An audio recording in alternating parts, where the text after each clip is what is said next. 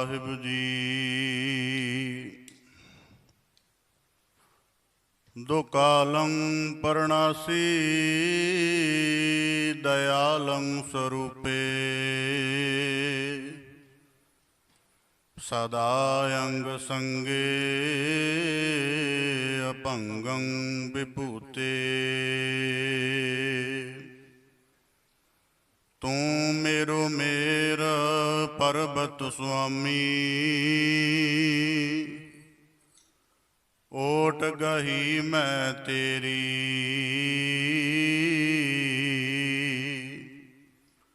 ना तुम डोलो ना हम गिरते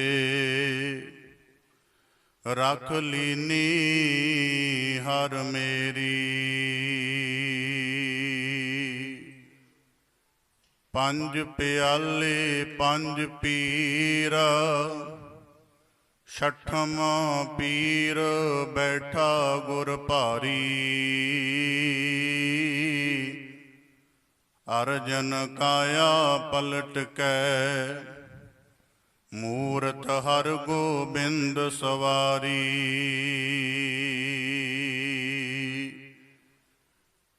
गगन दमामा बाजियो परियो नीसान काओ। खेत जो मांड्यो सूरमा अब जूजन को दाओ। सूरा सो पहचानिए जो लरै दीन के हेत। पुरजा पुरजा कट मरै कबहू न छाड़ै खेत। जो सूरा तिस ही होए मरना जो भागै तिस जोनी विरना। मरण मुनसा सूर्या हक है जो होए मरण परवाणो। सूरे से आगे आखी अहे दरगह पावह साची माणो। जेता जियो पिंड सब तेरा तू अंतर जामी पुरख भगवान। दासन दास कहे जन नानक जेहा तू कराए तेहा हो करी वख्यान। धन धन सतगुरु गुरु गरीब निवाज किरपा निध दया निध करुणा निध गुण निध सगल कायनात नूं शब्द दे प्रकाश नाल निवाजण वाले सगल कायनात नूं शब्द दी ज्ञानमई किरपामई अध्यात्मी बख्शिश करन वाले चौ वर्णा नूं सांझा अध्यात्मिक उपदेश देण वाले नवाजिश करन वाले करुणा दे सागर साहिबां दी जोत सतगुरु श्री गुरु ग्रंथ साहिब जी दी अपार रहमत बख्शिश दा सदका है। साडे सारियां दे जीवन दा ये सुभाग कर्म बन आया है कि मीरी पीरी दे मालक बंदी छोड़ दाता दीन दुनी दे पातशाह दल भंजन गुर सूरमा सतगुरु श्री गुरु हरगोबिंद साहिब जी तिन्हां दी जीवन दियां अनेकां रहमतां कुल मानवता ने माणियां ने। साहिब जी दियां रहमतां दा कथन जिहड़ा है वो इस जुबान दे कथन तो बाहरा है। एक जीव एक बुद्धि जां करोड़ां बुद्धियां रल के भी मीरी पीरी दे मालक दियां अकथ सिफतां दा अंत नहीं पा सकदियां। जिन्हां जिन्हां ने भी उन्हां दी रहमत नूं माणिया ਕਿਤੇ ਪ੍ਰੀਤ ਦੇ ਮੁਜੱਸਮ ਬਣੇ ਭਾਈ ਸਾਈਂ ਦਾਸ ਵਰਗੇ ਉਹਨਾਂ ਦੇ ਜੀਵਨ ਦੀਆਂ ਵੱਡੀਆਂ ਰਹਿਮਤਾਂ ਨੂੰ ਪਾ ਗਏ। ਕਿਤੇ ਬਾਬਾ ਵਿਧੀ ਚੰਦ ਜੀ ਵਰਗੇ ਉਹਨਾਂ ਦੀ ਚਰਨ ਛੋਹ ਦੇ ਨਾਲ ਐਸੇ ਸੂਰਬੀਰ ਬਣੇ ਜਿਨ੍ਹਾਂ ਦੀ ਸੂਰਬੀਰਤਾ ਲਾ ਮਿਸਾਲ ਬਣ ਗਈ। ਕਿਤੇ ਉਹਨਾਂ ਦੀਆਂ ਰਹਿਮਤਾਂ ਨੂੰ ਬੜੀ ਵੱਡੀ ਪ੍ਰੀਤ ਵਿੱਚ ਮਾਤਾ ਭਾਗ ਭਰੀ ਵਰਗਿਆਂ ਕਮਾਇਆ, ਤੇ ਕਿਤੇ ਉਹਨਾਂ ਦੀਆਂ ਰਹਿਮਤਾਂ ਫਿਰ ਇਸ ਰੂਪ ਦੇ ਵਿੱਚ ਹੋਈਆਂ ਕਿ ਹੰਕਾਰ ਦਾ ਮੁਜੱਸਮ ਬਣ ਕੇ ਪੈਂਦੇ ਖਾਂ ਵਰਗੇ ਵੀ ਪਚਾ ਦਿੱਤੇ ਮਹਾਰਾਜ। ਐਸੀਆਂ ਸਿਫਤਾਂ ਦੇ ਮਾਲਕ ਨੇ ਸਾਡੇ ਉੱਪਰ ਇੱਕ ਰਹਿਮਤ ਕੀਤੀ ਹੈ। ਜ਼ਿੰਦਗੀ ਦੇ ਵਿੱਚ ਮਨੁੱਖ ਕੁਝ ਸਮਿਆਂ ਦੇ ਵਿੱਚ ਜ਼ਰੂਰ ਸ਼ਾਮਲ ਹੋਣਾ ਚਾਹੁੰਦਾ ਹੈ। ਕਿਸੇ ਮਨੁੱਖ ਦਾ ਵਿਵਾਹ ਹੋਵੇ ਜਾਂ ਉਸ ਮਨੁੱਖ ਦੀ ਜਿਹੜੀ ਹੈ ਕੋਈ ਸਫਲਤਾ ਭਰੀ ਖੁਸ਼ੀ ਹੋਵੇ, ਕਿਸੇ ਵੀ ਤਰ੍ਹਾਂ ਦੀ ਤਾਜਪੋਸ਼ੀ ਹੋਵੇ ਕੁਝ, ਤੇ ਮਨੁੱਖ ਸਮਝਦਾ ਹੈ ਜਿਹੜਾ ਉਹਦੇ ਨਾਲ ਜੁੜਿਆ ਜਾਂ ਉਸ ਤਰ੍ਹਾਂ ਦੇ ਕਿ ਉਸ ਸਮੇਂ ਵਿੱਚ ਮੈਂ ਜ਼ਰੂਰ ਸ਼ਾਮਲ ਹੋਵਾਂ। ਸਾਨੂੰ ਇਸ ਸਮੇਂ ਵਿੱਚ ਸ਼ਾਮਲ ਹੋਣ ਦਾ ਅਵਸਰ ਪ੍ਰਾਪਤ ਹੋਇਆ ਗੁਰੂ ਮਿਹਰ ਨਾਲ। ਆਮ ਅਸੀਂ ਸਮਾਗਮ ਜਦ ਗੁਰੂ ਰਹਿਮਤ ਦੇ ਨਾਲ ਗੁਰ ਹਜ਼ੂਰੀ 'ਚ ਸਮਾਗਮ ਮਨਾਉਂਦੇ ਹਾਂ, ਗੁਰੂ ਦੀ ਯਾਦ ਨੂੰ ਮਨਾਉਂਦੇ ਹਾਂ, ਤੇ ਸਾਡੇ ਕੋਲੋਂ ਵਿਸ਼ਾ ਹੁੰਦਾ ਹੈ ਪ੍ਰਕਾਸ਼, ਸਾਡੇ ਕੋਲੋਂ ਵਿਸ਼ਾ ਹੁੰਦਾ ਹੈ ਜੋਤੀ ਜੋਤ ਗੁਰਿਆਈ, ਸਾਡੇ ਕੋਲੋਂ ਵਿਸ਼ਾ ਹੁੰਦਾ ਜਾਂ ਗੁਰੂ ਸਾਹਿਬ ਜੀ ਦਾ ਆਗਮਨ ਜਿਸ ਜਿਸ ਥਾਂ ਤੇ ਉਹ ਪੁਰਬ ਮਨਾਏ ਜਾ ਰਹੇ ਨੇ। ਇਸ ਥਾਂ ਦਾ ਵਿਸ਼ਾ ਬੜਾ ਕਮਾਲ ਦਾ ਹੈ। ਦੁਨੀਆ 'ਚ ਹਰੇਕ ਮਨੁੱਖ ਫਤਿਹ ਚਾਹੁੰਦਾ ਹੈ, ਹਰੇਕ ਚਾਹੁੰਦਾ ਕਿ ਫਤਿਹ ਮੈਨੂੰ ਨਸੀਬ ਹੋਵੇ, ਤੇ ਉਦੋਂ ਤਾਂ ਗੱਲ ਬਿਲਕੁਲ ਹੀ ਇਕੱਠ ਹੋ ਜਾਂਦੀ ਹੈ ਜਦੋਂ ਗੁਰੂ ਨੇ ਸਾਨੂੰ ਫਤਿਹ ਦਾ ਅਵਸਰ ਮਨਾਉਣ ਦਾ ਇੱਕ ਥਾਂ ਦਿੱਤਾ ਹੋਵੇ ਆਪਣੀ ਹਜ਼ੂਰੀ 'ਚ ਬੈਠ ਕੇ। ਛੇਵੇਂ ਪਾਤਸ਼ਾਹ ਮੀਰੀ ਪੀਰੀ ਦੇ ਮਾਲਕ ਨੇ ਬੜੇ ਲੋਕਾਂ ਨੇ ਰਹਿਮਤਾਂ ਮਾਣੀਆਂ, ਰਹਿਮਤਾਂ ਨਾਲ ਲੋਕ ਨਿਹਾਲ ਹੋ ਗਏ, ਪਰ ਸਾਨੂੰ ਉਹਨਾਂ ਦੀ ਰਹਿਮਤ ਨੂੰ ਮੰਨਣ ਦਾ ਮੌਕਾ ਇਸ ਮੁਬਾਰਕ ਧਰਤੀ ਤੇ, ਇਹਦੀ ਧਰਤੀ ਜਿਹੜੀ ਇਹ ਧਰਤੀ ਹੈ, ਇਹਦੀ ਜਿਹੜੀ ਸਾਰੀ ਗੁਰੂ ਸਾਹਿਬ ਜੀ ਨੇ ਸੁਸਾਜਣਾ ਹੈ, ਉਹ ਆਪਣੀ ਜੰਗ ਦੇ ਕਰਮ ਵਿੱਚੋਂ, ਆਪਣੀ ਸੂਰਬੀਰਤਾ ਦੇ ਕਰਮ ਵਿੱਚੋਂ, ਹੰਕਾਰ ਨੂੰ ਨਾਸ਼ ਕਰਨ ਦੇ ਵਿੱਚੋਂ ਕੀਤੀ। ਇਸ ਕਰਕੇ ਸਾਨੂੰ ਇਸ ਫਤਿਹ ਦਿਵਸ ਤੇ ਜੁੜਨ ਦਾ ਅਵਸਰ ਪ੍ਰਾਪਤ ਹੋਇਆ। ਗੁਰਮਤਿ ਵਿਚਾਰ ਦਾ ਮੇਰਾ ਵਿਸ਼ਾ ਰਹੇਗਾ, ਕਿਉਂਕਿ ਜੰਗ ਦਾ ਇਤਿਹਾਸ ਸਭ ਜਾਣਦੇ ਨੇ, ਜਿਨ੍ਹਾਂ ਨੇ ਬਚਪਨ ਤੋਂ ਇਸ ਥਾਂ ਦੀ ਤਵਾਰੀਖ ਨੂੰ, ਜੰਗ ਦੇ ਬਿਰਤਾਂਤ ਨੂੰ, ਜੰਗ ਦੀਆਂ ਖੂਬੀਆਂ ਨੂੰ ਸੁਣਿਆ, ਉਹਨਾਂ ਸਾਰਿਆਂ ਦਾ ਵਿਸ਼ਾ ਉਹ ਬਿਲਕੁਲ ਇਸ ਜੰਗ ਦੇ ਇਤਿਹਾਸ ਨੂੰ ਜਿਉਂਦੇ ਨੇ ਤੇ ਛੇਵੇਂ ਪਾਤਸ਼ਾਹ ਦੀ ਸ਼ੂਰਬੀਰਤਾ ਦੇ ਦਰਸ਼ਨ ਕਰਦੇ ਨੇ। ਮੇਰਾ ਕੇਵਲ ਵਿਸ਼ਾ ਰਹੇਗਾ ਕਿ ਜਿਹੜੀ ਗੁਰੂ ਹਰਗੋਬਿੰਦ ਸਾਹਿਬ ਮਹਾਰਾਜ ਜੀ ਨੇ ਇੱਥੇ ਜੰਗ ਲੜੀ ਹੈ, ਉਹਦੀ ਗੁਰ ਜੁਗਤ ਕੀ ਹੈ।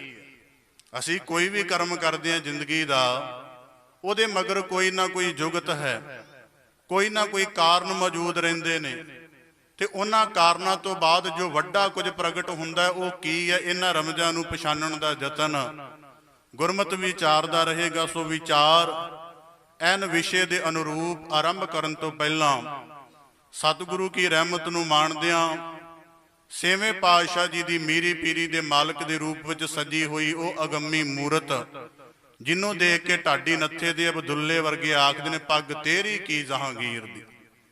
ਇੰਨੀ ਛੇਵੇਂ ਪਾਤਸ਼ਾਹ ਦੀ ਸ਼ਾਨ ਕਿ ਜਿਹੜੇ ਢਾਡੀਆਂ ਦਾ ਕਰਮ ਹੁੰਦਾ ਹੈ ਕਿ ਵਧਾ ਚੜਾ ਕੇ ਵੀ ਕਈ ਵਾਰੀ ਸਿਫਤ ਕਰਨੀ। ਉਹ ਕਹਿੰਦੇ ਦੇਖਿਆ ਹੋਇਆ ਜਹਾਂਗੀਰ ਨੂੰ, ਦੇਖਿਆ ਲਾਹੌਰ ਦਿੱਲੀ ਦੇ ਤਖਤ ਨੂੰ, ਇੰਨੀ ਸ਼ਾਨ ਨਹੀਂ ਹੈਗੀ ਕਿ ਜਿਹੜੀ ਮਨ ਚੁਰਾ ਲਵੇ। ਇੰਨੀ ਸੂਰਬੀਰਤਾ ਨਹੀਂ ਦੇਖੀ ਜਿਹਦੀ ਡਲਕ ਮੱਥੇ ਤੋਂ ਪੈਂਦੀ ਹੋਵੇ। ਇੰਨਾ ਜਾਹੋ ਜਲਾਲ ਨਹੀਂ ਦੇਖਿਆ ਕਿ ਜਿਹਦੇ ਬੋਲਾਂ ਦੇ ਨਾਲ ਬਾਦਸ਼ਾਹੀ ਸਿੰਘਾਸਣ ਕੰਬਣ ਲੱਗ ਜਾਣ। ਇਸ ਕਰਕੇ ਛੇਵੇਂ ਪਾਤਸ਼ਾਹ ਜੀ ਦੀ ਜੰਗ ਦੀ ਗੁਰ ਜੁਗਤ ਕੀ ਹੈ ਕਿ ਪਹਿਲੀਆਂ ਪੰਜ ਪਾਤਸ਼ਾਹੀਆਂ ਨਿਰੋਲ ਅਧਿਆਤਮਕ ਭਗਤੀ, ਗਿਆਨ, ਅਧਿਆਤਮ ਦੇ ਡੂੰਘੇ ਸਿਖਰਾਂ ਵਿੱਚ ਵਿਚਰਦੀਆਂ ਨੇ ਤੇ ਸੰਸਾਰ ਨੂੰ ਉਹਦੀ ਬਖਸ਼ਿਸ਼ ਦਿੰਦੀਆਂ ਹਨ। ਛੇਵੀਂ ਪਾਤਸ਼ਾਹੀ ਬਿਲਕੁਲ ਜੰਗ ਦਾ ਮੈਦਾਨ ਚੁਣ ਲੈਂਦੀ ਆਪਣੀ ਮਿਹਰ ਦੇ ਲਈ, ਨਵਾਜ਼ਿਸ਼ ਦੇ ਲਈ। ਇਹਨਾਂ ਕਾਰਨਾਂ ਨੂੰ ਪਛਾਣਨ ਦਾ ਯਤਨ ਕਰਦਿਆਂ ਗੁਰਮਤਿ ਵਿਚਾਰ ਨਾਲ ਜੁੜਨ ਦਾ ਯਤਨ ਕਰੀਏ। ਵਿਚਾਰ ਆਰੰਭ ਕਰਨ ਤੋਂ ਪਹਿਲਾਂ ਜਿਹੜੀ ਫਤਿਹ ਹੈ ਉਹ ਲੋਹਗੜ੍ਹ ਤੋਂ ਆਰੰਭ ਹੋ ਜਾਂਦੀ ਹੈ। ਜੇ ਜੰਗਾਂ ਦੇ ਰੂਪ 'ਚ ਕਰੀਏ, ਗੁਰੂ ਨਾਨਕ ਦੀ ਵੀ ਫਤਿਹ ਹੈ ਇੱਕ, ਜਿਹੜੀ ਕੁੱਲ ਸੰਸਾਰ ਦਾ ਅਗਿਆਨ ਤੇ ਦੰਭ ਮੇਟ ਕੇ ਮਹਾਰਾਜ ਜੀ ਨੇ ਕੀਤੀ। ਇੱਕ ਫਤਿਹ ਮੀਰੀ ਵਾਲੀ ਹੈ ਜਿਹੜੀ ਲੋਹਗੜ੍ਹ ਤੋਂ ਆਰੰਭ ਹੁੰਦੀ ਹੈ। ਉਹਦਾ ਦੂਜਾ ਮੁਕਾਮ ਇਹ ਰੋਹੇਲੇ ਦੀ ਧਰਤੀ ਹਰਗੋਬਿੰਦਪੁਰ ਸਾਹਿਬ ਬਣਦੀ ਹੈ। ਸੋ ਵਿਚਾਰ ਆਰੰਭ ਕਰਨ ਤੋਂ ਪਹਿਲਾਂ ਫਤਿਹ ਦੇ ਨਾਲ ਸਾਂਝ ਪਾਈਏ। ਬੜੇ ਅਦਬ ਸਹਿਤ ਪਾਤਸ਼ਾਹ ਜੀ ਦੇ ਚਰਨਾਂ ਵਿੱਚ ਸੀਸ ਝੁਕਾ ਕੇ ਮਨ ਬ੍ਰਿਤੀਆਂ ਨੂੰ ਵਿਚਾਰ ਨਾਲ ਇਕਾਗਰ ਕਰਨ ਦਾ ਯਤਨ ਕਰਦਿਆਂ ਬੜੇ ਅਦਬ ਸਹਿਤ ਫਤਿਹ ਉਚਾਰਨ ਕਰੋ ਜੀ। ਵਾਹਿਗੁਰੂ ਜੀ ਕਾ ਖਾਲਸਾ ਵਾਹਿਗੁਰੂ ਜੀ ਕੀ ਫਤਿਹ। ਜਦੋਂ ਅਸੀਂ ਛੇਵੇਂ ਪਾਤਸ਼ਾਹ ਜੀ ਨੂੰ ਮੀਰੀ ਪੀਰੀ ਦੇ ਮਾਲਕ ਕਹਿੰਦੇ ਆ ਤਾਂ ਦੋ ਸ਼ਬਦਾਂ ਤੋਂ ਸਾਰਾ ਸੰਸਾਰ ਪਰਿਚਿਤ ਹੈ। ਸਾਰਿਆਂ ਨੂੰ ਦੋ ਸ਼ਬਦਾਂ ਦੇ ਅਰਥ ਵੀ ਪਤਾ ਨੇ। ਮੀਰੀ ਦੁਨਿਆਵੀ ਕਿਸਮ ਦੀ ਰਾਜ ਸੱਤਾ, ਪ੍ਰਭੂ ਸੱਤਾ, ਬਾਦਸ਼ਾਹੀ। ਪੀਰੀ ਦਾ ਮਤਲਬ ਅਧਿਆਤਮਿਕ ਸੱਤਾ, ਕਿ ਕੁੱਲ ਦੁਨੀਆ ਨੂੰ ਮਾਲਕ ਦੇ ਮਾਰਗ ਦਾ ਗਿਆਨ ਦੇਣਾ, ਉਹ ਅਨੁਸ਼ਾਸਨ ਦੇਣਾ ਤੇ ਉਹਨਾਂ ਦੀਆਂ ਜਿਹੜੀਆਂ ਅਧਿਆਤਮਿਕ ਮੰਜ਼ਲਾਂ ਨੇ ਉਹਨਾਂ ਦੇ ਨਾਲ ਅਭੇਦ ਕਰਕੇ ਸੰਸਾਰ ਦੇ ਆਪਣੀ ਅਜ਼ਮਤ ਅਧਿਆਤਮਿਕ ਕਲਾ ਵਰਤਾਉਣੀ, ਇਹ ਪੀਰੀ ਦਾ ਮਤਲਬ ਹੈ। ਪਰ ਜਦੋਂ ਅਸੀਂ ਗੁਰੂ ਜੋਤ ਨੂੰ ਦੇਖਦੇ ਹਾਂ, ਕਿਉਂਕਿ ਅਸੀਂ ਬਹੁਤ ਵਾਰੀ ਅੱਜ ਜਿਹੜੀ ਸਮੱਸਿਆ ਹੈ ਕਿ ਜਿਹੜੀ ਜੁਗਤ ਇੱਕੋ ਵਿਚਰਦੀ ਹੈ ਪਰ ਉਹਨੂੰ ਵੱਖਰਾ ਵੱਖਰਾ ਕਰਕੇ ਦੇਖਣ ਦੀ ਆਦਤ ਪੈ ਜਾਂਦੀ ਹੈ। ਜਦ ਛੇਵੇਂ ਪਾਤਸ਼ਾਹ ਮੀਰੀ ਪੀਰੀ ਦੇ ਮਾਲਕ ਤਲਵਾਰਾਂ ਧਾਰਨ ਕਰਦੇ ਨੇ ਤੇ ਕੁਝ ਸਿੱਖਾਂ ਨੇ ਇਤਰਾਜ਼ ਕਰ ਦਿੱਤਾ, ਕਹਿਣ ਲੱਗੇ ਇਹ ਗੁਰੂ ਜੋਤ ਦਾ, ਇਹ ਗੁਰਿਆਈ ਦੇ ਕਰਮ ਦਾ ਇਹ ਵਿਧਾਨ ਨਹੀਂ ਹੈ ਕਿ ਉਹ ਤਲਵਾਰਾਂ ਧਾਰਨ ਕਰੇ। ਬੜੇ ਇਤਰਾਜ਼ ਹੋਏ, ਇਤਿਹਾਸ ਪੜ੍ਹ ਲਓ, ਬੜੇ ਵੇਰਵੇ ਮਿਲ ਜਾਂਦੇ ਨੇ। ਕਹਿਣ ਲੱਗੇ ਇਹ ਨਹੀਂ ਹੋ ਸਕਦਾ ਕਿ ਇੱਕ ਅਧਿਆਤਮਕ ਅਖਵਾਉਣ ਵਾਲਾ ਪੀਰ ਮੀਰਾਂ ਵਰਗੇ ਰਾਜ ਚਿੰਨ ਧਾਰਨ ਕਰੇ, ਉਹਦੇ ਕੋਲ ਬਾਦਸ਼ਾਹੀ ਦੇ ਚਿੰਨ ਆ ਜਾਣ, ਉੱਚਾ ਸਿੰਘਾਸਣ ਆ ਜਾਵੇ, ਤਲਵਾਰ ਆ ਜਾਵੇ, ਢਾਲ ਆ ਜਾਵੇ, ਉਹਦੇ ਕਮਰ ਕੱਸੇ ਦੇ ਕਈ ਸ਼ਸਤਰ ਆ ਜਾਣ। ਇਹ ਨਹੀਂ ਹੋ ਸਕਦਾ। ਪਰ ਜੇ ਗੁਰੂ ਜੋਤ ਨੂੰ ਦੇਖਾਂਗੇ ਤਾਂ ਮੀਰੀ ਦਾ ਜਿਹੜਾ ਸਿਧਾਂਤ ਹੈ ਉਹ ਗੁਰੂ ਨਾਨਕ ਦੇਵ ਸਾਹਿਬ ਜੀ ਦੇ ਬਚਨਾਂ 'ਚੋਂ ਉਸ ਵਕਤ ਪ੍ਰਗਟ ਹੋ ਜਾਂਦਾ ਹੈ। ਕਿਉਂਕਿ ਅਸੀਂ ਗੁਰੂ ਜੁਗਤ ਦੀ ਜਿਹੜੀ ਹੈ ਬਾਰੀਕੀ ਪਛਾਣਨੀ ਹੈ ਨਾ। ਜਦੋਂ ਹਿੰਦੁਸਤਾਨ ਦੀ ਧਰਤੀ ਤੇ ਬਾਬਰ ਚੜ੍ਹ ਕੇ ਆਉਂਦਾ ਹੈ, ਬਾਬਰ ਇੱਥੋਂ ਦੀ ਜਨਤਾ ਦਾ ਸਰਬ ਵਿਨਾਸ਼ ਕਰਨ ਦੀ ਮਨ 'ਚ ਤਹਈਆ ਕਰ ਲੈਂਦਾ ਹੈ। ਇੱਥੋਂ ਦੀ ਧਾਰਮਿਕ, ਸਮਾਜਿਕ, ਭਾਸ਼ਿਕ ਜਿੰਨੀ ਵੀ ਸੰਸਕ੍ਰਿਤੀ ਹੈ ਉਹਨੂੰ ਪੈਰਾਂ ਹੇਠਾਂ ਰੋਲਣ ਦਾ ਉਹ ਇੱਕ ਵਿਨਾਸ਼ਕਾਰੀ ਯਤਨ ਕਰਦਾ ਹੈ। ਉਸ ਸਮੇਂ ਗੁਰੂ ਨਾਨਕ ਦੇਵ ਸਾਹਿਬ ਮਹਾਰਾਜ ਜਿਹੜੇ ਇੱਥੋਂ ਦੀ ਏਸ਼ੀਆ ਦੀ ਪੀਰੀ ਦੇ ਮਾਲਕ ਨੇ, ਵੈਸੇ ਕੁੱਲ ਸੰਸਾਰ ਦੀ, ਪਰ ਬਾਕੀ ਸੰਸਾਰ ਨੂੰ ਵੀ ਨਵਾਜ਼ਿਸ਼ ਹੋਈ ਹੈ। ਉਸ ਸਮੇਂ ਭਾਵੇਂ ਕੋਈ ਉਹਦੇ ਸਾਹਮਣੇ ਫਾਈਟਿੰਗ ਦੇ ਯਤਨ ਜ਼ਰੂਰ ਹੋਏ ਹੋਣ, ਪਰ ਜਿਹੜੀ ਮੈਨੀਫੈਸਟੇਸ਼ਨ ਹੁੰਦੀ ਹੈ, ਕਿਸੇ ਚੀਜ਼ ਦਾ ਐਲਾਨਨਾਮਾ ਹੁੰਦਾ ਹੈ। ਰਾਜਨੀਤਿਕ ਪਾਰਟੀਆਂ ਆਪਣਾ ਰਾਜ ਕਰਦੀਆਂ ਨੇ, ਪਹਿਲਾਂ ਆਪਣਾ ਮੈਨੀਫੈਸਟੋ ਲੈ ਕੇ ਆਉਂਦੀਆਂ ਨੇ, ਆਹ ਕੁਝ ਕਰਾਂਗੇ। ਵੱਡੇ ਨਵੇਂ ਦੇਸ਼ਾਂ ਦਾ ਨਿਰਮਾਣ ਹੁੰਦਾ ਹੈ, ਉਹਨਾਂ ਦੀ ਜਿਹੜੀ ਹੈ ਮੈਨੀਫੈਸਟੋ ਘੜਿਆ ਜਾਂਦਾ। ਗੁਰੂ ਨਾਨਕ ਦੇਵ ਸਾਹਿਬ ਮਹਾਰਾਜ ਜਦੋਂ ਦੋ ਸ਼ਬਦ ਬਾਣੀ ਦੇ ਅੰਦਰ ਜਿਹੜੇ ਗੁਰੂ ਨਾਨਕ ਦੇ ਘਰ ਦੀ ਉਸ ਮੀਰੀ ਦਾ ਐਲਾਨਨਾਮਾ ਨੇ, ਜਿਹੜੀ ਮੀਰੀ ਪੀਰੀ ਦੇ ਹੇਠਾਂ ਪਲਦੀ ਹੈ। ਇੱਥੇ ਦੁਨੀਆ ਦੇ ਜਿੰਨੇ ਹੁਕਮਰਾਨ ਨੇ ਜਿਹੜੇ ਸਿਖਰ ਦੇ ਅਹੁਦੇ ਤੇ ਬੈਠੇ ਨੇ, ਜਿਨ੍ਹਾਂ ਕੋਲ ਦੁਨਿਆਵੀ ਰਾਜ ਸੱਤਾ ਹੈ, ਉਹਨਾਂ ਨੂੰ ਪੁੱਛੋ ਤੁਹਾਡੇ ਸਿਰ ਤੇ ਕੌਣ ਹੈ? ਕਹਿੰਦੇ ਕੋਈ ਨਹੀਂ। ਤੁਹਾਨੂੰ ਕਿਸੇ ਦਾ ਭੈ? ਕਹਿੰਦੇ ਜੀ ਕੋਈ ਨਹੀਂ। ਪਰ ਗੁਰੂ ਘਰ ਨੇ ਉਹ ਮੀਰੀ ਸਾਜੀ ਜਿਹੜੀ ਪੀਰੀ ਦੀ ਛਾਂ ਹੇਠ ਪੀਰੀ ਤੋਂ ਹੀ ਆਪਣਾ ਬਲ ਲੈਂਦੀ ਹੈ ਤੇ ਪੀਰੀ ਦੇ ਹੀ ਬਲ ਨੂੰ ਜੰਗ ਦੇ ਵਿੱਚ ਮੀਰ ਦੇ ਰੂਪ 'ਚ ਥਾਪਦੀ ਹੈ, ਤਾਂ ਕਿ ਮੀਰ ਕਲਿਆਣਕਾਰੀ ਹੋ ਜਾਵੇ, ਮੀਰੀ ਵਿਨਾਸ਼ਕਾਰੀ ਨਾ ਬਣੇ। ਇਹਦੇ ਲਈ ਗੁਰੂ ਨਾਨਕ ਦੇਵ ਸਾਹਿਬ ਮਹਾਰਾਜ ਜੀ ਦੇ ਦੋ ਬੋਲ ਅਸੀਂ ਬਾਣੀ 'ਚ ਪੜਾਂਗੇ। ਪਾਤਸ਼ਾਹ ਜੀ ਕੀ ਆਖਦੇ ਹਨ? ਖੁਰਾਸਾਨ ਖਸਮਾਨਾ ਕੀਆ ਹਿੰਦੁਸਤਾਨ ਡਰਾਇਆ। ਦੂਜਾ ਸ਼ਬਦ ਕੀ ਆਖਦੇ ਹਨ? ਪਾਪ ਕੀ ਜੰਜ। ਅੱਜ ਵੀ ਜ਼ੁਲਮ ਹੋ ਰਿਹਾ, ਅਤਿਆਚਾਰ ਹੋ ਰਿਹਾ। ਕਈ ਵਾਰੀ ਆਪਣੇ ਨਿੱਜੀ ਜੀਵਨ ਨੂੰ ਅਸੀਂ ਸਾਰੇ ਦੇਖੀਏ, ਅਸੀਂ ਕਈ ਵਾਰੀ ਆਵਾਜ਼ ਤੋਂ ਵੀ ਕੰਨੀ ਕਤਰਾਉਂਦੇ ਹਾਂ ਕਿ ਅੱਜ ਦੇ ਸਮੇਂ 'ਚ ਜੇ ਪਬਲਿਕਲੀ ਅਸੀਂ ਦੋ ਸ਼ਬਦ ਵੀ ਬੋਲ ਦਿੱਤੇ ਨਾ ਕਿਸੇ ਕੂੜਿਆਰੀ ਸੱਤਾ ਦੇ ਖਿਲਾਫ ਤਾਂ ਸਾਨੂੰ ਦੰਡ ਮਿਲੇਗਾ। ਪਰ ਉਸ ਵਕਤ ਜਿਸ ਯੁੱਗ ਦੇ ਵਿੱਚ ਕੱਲੀ ਗੁਰੂ ਨਾਨਕ ਦੀ ਗੱਲ ਸੁਣੀ ਜਾ ਰਹੀ ਹੈ, ਪਾਪ ਕੀ ਜੰਜ ਕਹਿ ਦੇਣਾ ਕਿਸੇ ਨਾਰਮਲ ਅਰਥਾਂ ਤੋਂ ਘੱਟ ਨਹੀਂ ਹੈ। ਅੱਜ ਸ਼ਬਦਾਂ ਦੇ ਬਦਲੇ ਏਡੇ ਏਡੇ ਵੱਡੇ ਦੰਡ ਲੱਗਦੇ ਨੇ ਕਿ ਕਈ ਸਾਲ ਉਸ ਸੱਚ ਦੇ ਸ਼ਬਦਾਂ ਨੂੰ ਕਹਿਣ ਵਾਲਿਆਂ ਨੂੰ ਜੇਲ੍ਹਾਂ 'ਚ ਗੁਜ਼ਾਰਨੇ ਪੈਂਦੇ ਨੇ। ਉਸ ਸਮੇਂ ਦੇ ਵਿੱਚ ਪਾਪ ਕੀ ਜੰਜ ਕਹਿਣ ਦਾ ਮਤਲਬ ਹੈ, ਕਹਿਣ ਨੂੰ ਭਾਵੇਂ ਸਾਨੂੰ ਚਾਰ ਜਾਂ ਸ਼ਬਦ ਲੱਗਦੇ ਹੋਣ, ਪਰ ਜਿਸ ਵੱਡੀ ਸ਼ਖਸੀਅਤ ਨੇ ਜਿਸ ਸਮੇਂ ਕਾਲ ਵਿੱਚ ਕਹੇ ਨੇ ਉਹਦਾ ਬੜਾ ਅਰਥ ਬਣ ਜਾਂਦਾ। ਪਾਤਸ਼ਾਹ ਜੀ ਕਹਿੰਦੇ ਖੁਰਾਸਾਨ ਖਸਮਾਨਾ ਕੀਆ, ਕਿ ਖੁਰਾਸਾਨ ਸ਼ਹਿਰ ਦਾ ਰਹਿਣ ਵਾਲਾ ਬਾਬਰ, ਉੱਥੇ ਅਰਬਾਂ ਦੇ ਹਮਲੇ ਹੋਏ, ਅਰਬਾਂ ਨੇ ਉਹਨਾਂ ਦੀ ਜ਼ਿੰਦਗੀ ਨਪੀੜ ਕੇ ਰੱਖ ਦਿੱਤੀ।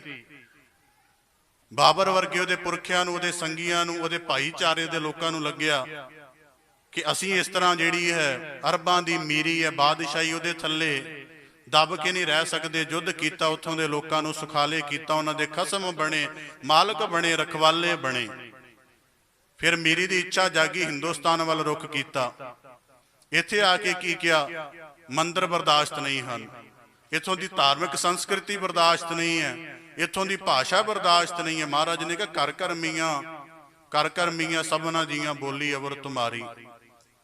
ਇੱਥੋਂ ਦੀ ਇੱਥੇ ਆ ਕੇ ਉਹ ਵਿਨਾਸ਼ਕਾਰੀ ਬਣ ਜਾਂਦੇ ਨੇ। ਜਿਹੜੀ ਉਹਨਾਂ ਦੀ ਬਾਦਸ਼ਾਹੀ ਖੁਰਾਸਾਨ ਦੇ ਵਿੱਚ ਆਪਣੇ ਲੋਕਾਂ ਦਾ ਭਲਾ ਕਰਦੀ ਹੈ, ਆਪਣੇ ਲੋਕਾਂ ਨੂੰ ਪਾਲਦੀ ਹੈ, ਆਪਣੇ ਲੋਕਾਂ ਨੂੰ ਉਭਾਰਦੀ ਹੈ, ਉਹੀ ਮੀਰੀ ਜਦੋਂ ਹਿੰਦੁਸਤਾਨ ਦੀ ਸਰਜ਼ਮੀਨ ਤੇ ਕਦਮ ਰੱਖਦੀ ਹੈ ਤੇ ਕਹਿੰਦੀ ਜੋ ਕੁਝ ਆਪਣੇ ਮਤ ਤੋਂ, ਜੋ ਕੁਝ ਆਪਣੇ ਧਾਰਮਿਕ ਅਕੀਦੇ ਤੋਂ ਉਲਟ ਨਜ਼ਰ ਆ ਰਿਹਾ ਹੈ, ਉਹਨੇ ਸਾਰੇ ਨੂੰ ਵਿਨਾਸ਼ ਦੇ ਰਾਹ ਪਾ ਦਿਓ।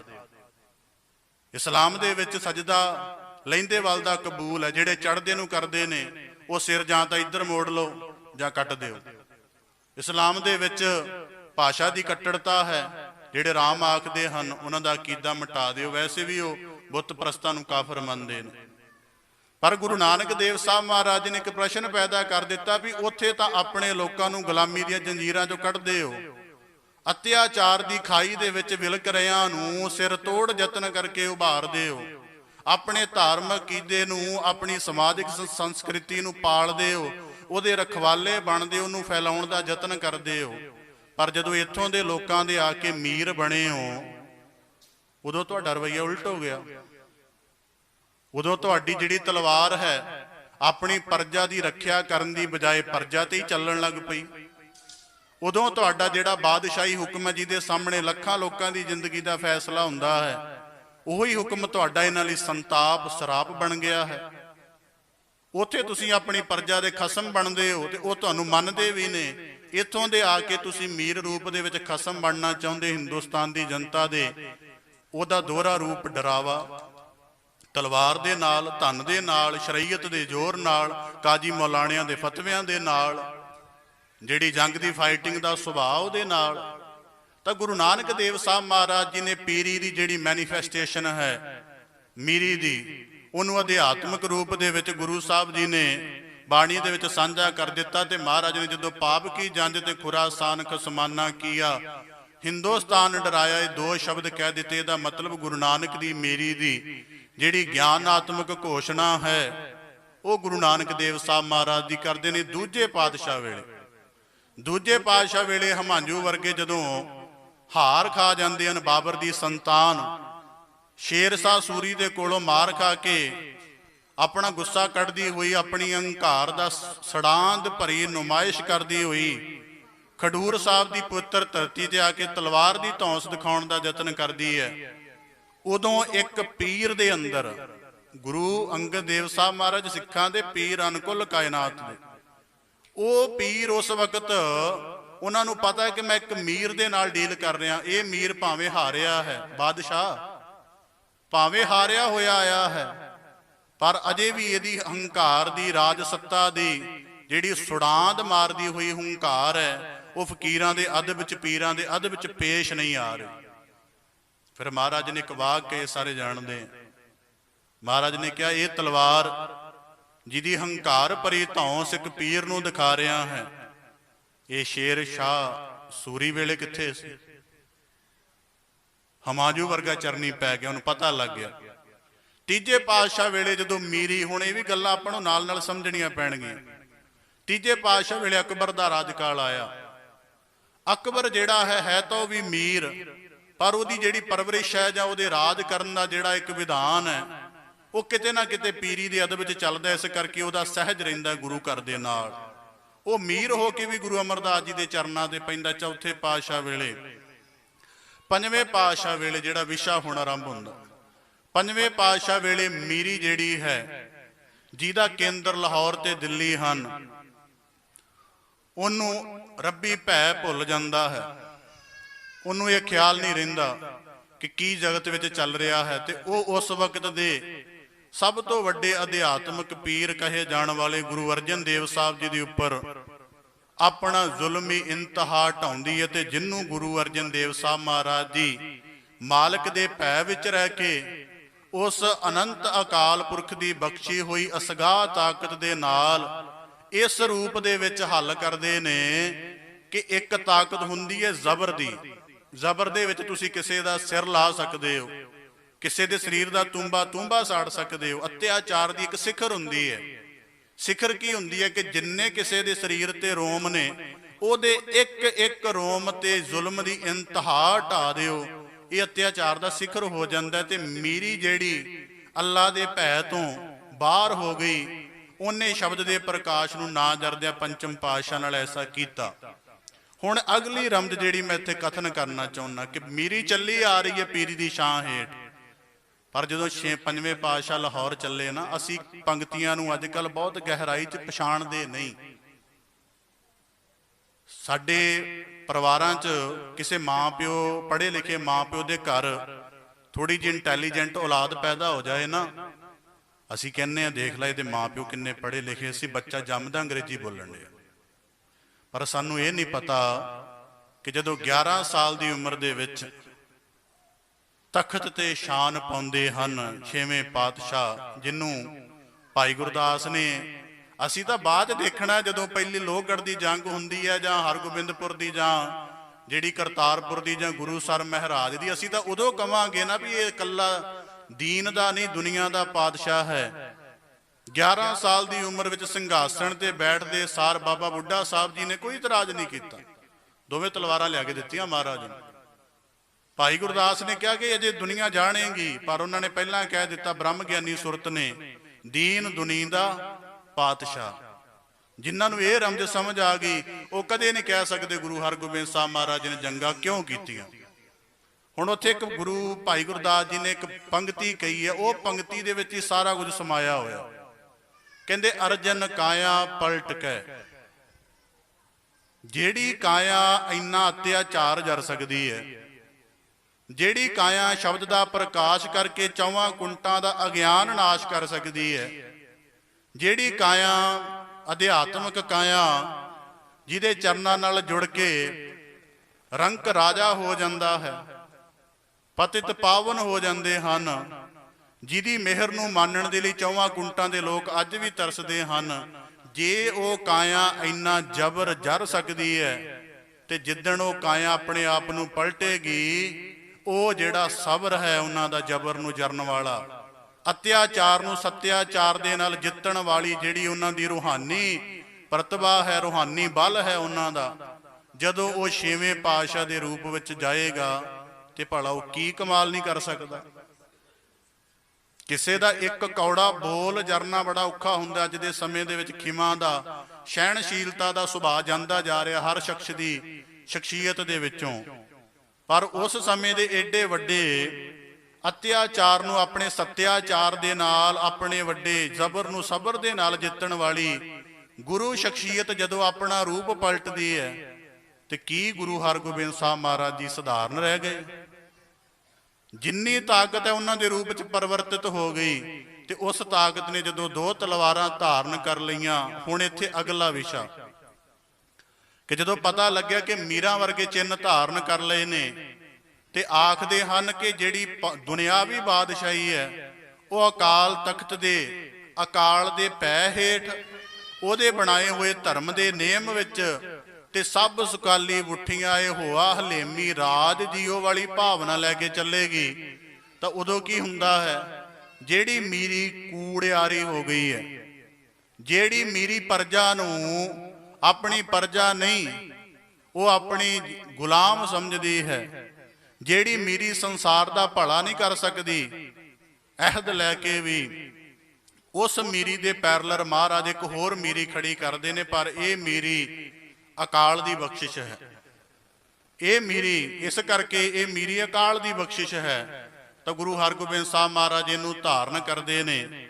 ਤਾਂ ਜਦੋਂ ਧਾਰਨ ਕਰ ਲੈਂਦੇ ਨੇ ਤੇ ਉਹਦੇ ਵਿੱਚ ਸਭ ਤੋਂ ਪਹਿਲਾ ਸਿਲਸਿਲਾ ਵਾਪਰਦਾ ਕਿ ਜਦੋਂ ਇੱਕ ਬਾਜ ਨੇ ਦੂਜਾ ਬਾਜ ਘੇਰ ਲਿਆ ਤੇ ਜਿਹੜਾ ਰਾਜ ਸੱਤਾ ਦਾ ਕੂੜਿਆਰੀ ਮੀਰ ਹੈ, ਇੱਕ ਸੱਚਿਆਰਾ ਹੁੰਦਾ ਇੱਕ ਕੂੜਿਆਰੀ ਹੁੰਦਾ, ਸ਼ਾਹਜਹਾਨ ਵਰਗੇ, ਉਹ ਆਖਦੇ ਨੇ ਕਿ ਬਾਜ ਦੇ ਦਿਓ। ਮਹਾਰਾਜ ਕਹਿੰਦੇ ਸਧਾਰਨ ਗੱਲ ਹੈ, ਬਾਜ ਨੇ ਬਾਜ ਢਾਲਿਆ ਤੇ ਸਾਡਾ ਹੋ ਗਿਆ, ਇਹਦੇ ਵਿੱਚ ਤਾਂ ਕੋਈ ਗੱਲ ਹੀ ਨਹੀਂ। ਪਰ ਹੰਕਾਰੀਆਂ ਨੇ ਉਹਨੂੰ ਪੁੱਠ ਦਿੱਤੀ, ਕਹਿਣ ਲੱਗੇ ਜਿਹੜੇ ਬਾਜ ਨੂੰ ਹੱਥ ਪਾ ਸਕਦੇ ਨੇ ਤਾਜ ਨੂੰ ਵੀ ਪਾਉਣਗੇ। ਪਰ ਇਹ ਨਹੀਂ ਪਤਾ ਕਿ ਤਾਜ ਨੂੰ ਹੱਥ ਤਾਂ ਪੈ ਰਿਹਾ ਕਿ ਮੀਰੀ ਜਿਹੜੀ ਹੈ ਉਹ ਸੰਸਾਰ ਦੇ ਲਈ ਵਿਨਾਸ਼ਕਾਰੀ ਹੋ ਰਹੀ ਹੈ। ਮੀਰੀ ਜਿਹੜੀ ਹੈ ਅੱਲਾ ਦਾ ਭੈ ਭੁੱਲ ਚੁੱਕੀ ਹੈ। ਮੀਰੀ ਜਿਹੜੀ ਹੈ ਆਪ ਹੁਦਰੀ ਹੋ ਚੁੱਕੀ ਹੈ। ਮੀਰੀ ਦਾ ਮਤਲਬ ਹੁਣ ਇੱਥੇ ਸਰਬ ਸੁਖਾਲੀ ਮੁੱਠੀਆਂ ਨਹੀਂ, ਹਰ ਕਿਸੇ ਦਾ ਵਿਨਾਸ਼ ਕਰਨਾ ਬਣ ਗਿਆ। ਜਿਵੇਂ ਅੱਜ ਅਸੀਂ ਕਹਿੰਦੇ ਆ ਕਿ ਰਾਜ ਦਾ ਮਤਲਬ ਤਬਾਹੀ। ਇਸ ਕਰਕੇ ਉਹ ਮੀਰੀ ਨੇ ਸਮਝਿਆ ਕਿ ਜੇ ਬਾਜ ਨੂੰ ਹੱਥ ਪੈ ਗਿਆ ਤੇ ਤਾਜ ਨੂੰ ਵੀ ਪਏਗਾ। ਉਹਦਾ ਪਹਿਲਾ ਜਿਹੜਾ ਵੱਡਾ ਜਲੋ ਲੋਹਗੜ੍ਹ ਦੀ ਜੰਗ 'ਚ ਵਾਪਰਿਆ। ਚਲੋ ਉਹਦੇ ਕੁਝ ਕਾਰਨ ਹੋਰ ਬਣੇ। ਇੱਥੇ ਆ ਕੇ ਛੇਵੇਂ ਪਾਤਸ਼ਾਹ ਜੀ, ਇੱਥੇ ਹੁਣ ਦੇਖਣਾ ਬਣਦਾ ਹੈ ਕੁਝ ਗੱਲਾਂ। ਸਮੇਂ ਦੀ ਬੜੀ ਸੀਮਾ ਮੇਰੇ ਕੋਲ। ਗੁਰੂ ਹਰਗੋਬਿੰਦ ਸਾਹਿਬ ਮਹਾਰਾਜ ਇੱਧਰ ਆਏ ਤਾਂ ਗੁਰੂ ਸੁਰਤ ਸੰਤਾਂ ਵਾਂਗ ਬੇਪਰਵਾਹ ਵਿੱਚ ਰਹੀ ਹੈ।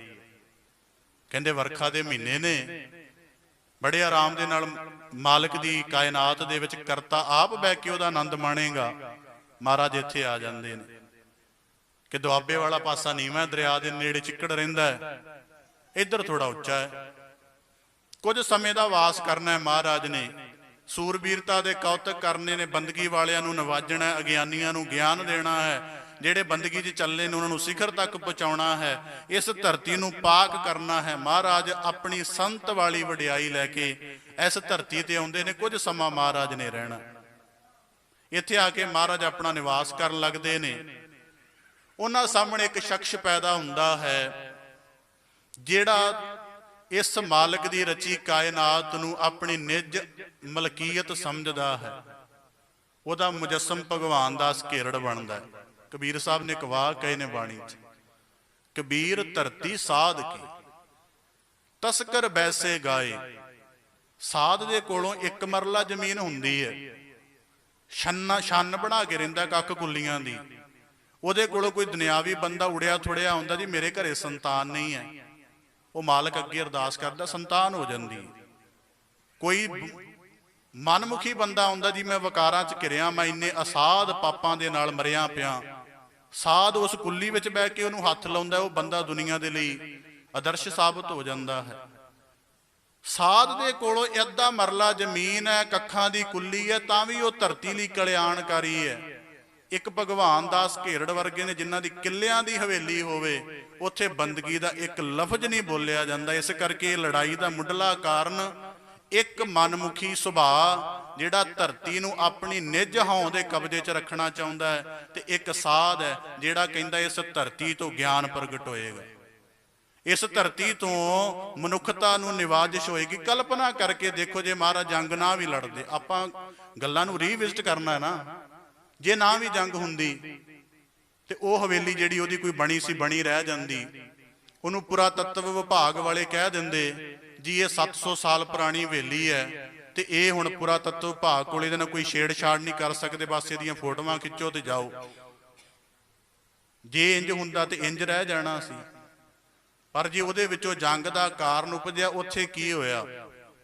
ਉੱਥੇ ਸਿੱਖ ਸੱਭਿਅਤਾ ਪੈਦਾ ਹੋਈ। ਇਸ ਥਾਂ ਤੇ ਦੁਨੀਆ ਦੇ ਕਰੋੜਾਂ ਬਾਸ਼ਿੰਦਿਆਂ ਨੇ ਸਿਰ ਨਵਾਇਆ ਹੋਏਗਾ ਗਿਆਨ ਨੂੰ, ਛੇਵੇਂ ਪਾਤਸ਼ਾਹ ਦੀ ਰਹਿਮਤ ਨੂੰ। ਜੰਗ ਗੁਰੂ ਸਾਹਿਬ ਦੀ ਜੰਗ ਵਿਨਾਸ਼ਕਾਰੀ ਨਹੀਂ ਹੈ। ਇਹ ਦੁਨੀਆ ਦੀਆਂ ਜੰਗਾਂ ਹੁੰਦੀਆਂ ਨੇ, ਅਮਰੀਕਾ ਜਾਪਾਨ ਦੀ ਹੁੰਦੀ ਹੈ, ਅਜੇ ਤੱਕ ਉੱਥੇ ਤੱਕ ਰੇਡੀਏਸ਼ਨ ਦਾ ਪ੍ਰਭਾਵ ਹੈ ਤੇ ਹਜ਼ਾਰਾਂ ਲੋਕਾਂ ਦੀਆਂ ਸ਼ਕਲਾਂ ਸੂਰਤਾਂ ਵਿੰਗੀਆਂ ਟੇਢੀਆਂ ਪੈਦਾ ਹੁੰਦੀਆਂ ਨੇ। ਛੇਵੇਂ ਪਾਤਸ਼ਾਹ ਦੀ ਜੰਗ ਦੇ ਵਿੱਚੋਂ ਉਹ ਕੁਝ ਨਿਕਲਦਾ ਜਿਹੜਾ ਇਸ ਧਰਤੀ ਨੂੰ ਸਰਸਬਜ਼ ਕਰ ਦਿੰਦਾ ਹੈ। ਆਇਆ ਹੰਕਾਰ ਦਾ ਭਰਿਆ ਮੁਜੱਸਮ ਕਹਿਣ ਲੱਗਾ, ਇੱਥੇ ਡੇਰੇ ਕੋਲ ਆਏ ਨੇ ਮਹਾਰਾਜ, ਕਹਿਣ ਲੱਗੇ ਕਿ ਕਰਤਾ ਪੁਰਖ ਨੇ ਕਾਇਨਾਤ ਸਾਜੀ ਹੈ, ਕਾਇਨਾਤ ਨੂੰ ਮਾਨਣ ਵਾਲੀ ਉਹਨੇ ਉੱਚੀ ਸੁਰਤ ਦਿੱਤੀ ਹੈ, ਉਹਦੇ ਰੰਗਾਂ ਨੂੰ ਮਾਣ ਰਹੇ ਆ, ਹੋਰ ਤਾਂ ਕੁਝ ਨਹੀਂ ਕਰ ਰਹੇ। ਕਹਿਣ ਲੱਗਾ ਨਹੀਂ, ਕਬਜ਼ਾ ਕਰਨ ਆਏ। ਕਬਜ਼ਾ ਭਾਸ਼ਾ ਜਿਹੜੀ ਹੈ ਸੰਸਾਰੀਆਂ ਦੀ ਹੈ, ਕੂੜਿਆਰੀਆਂ ਦੀ ਹੈ।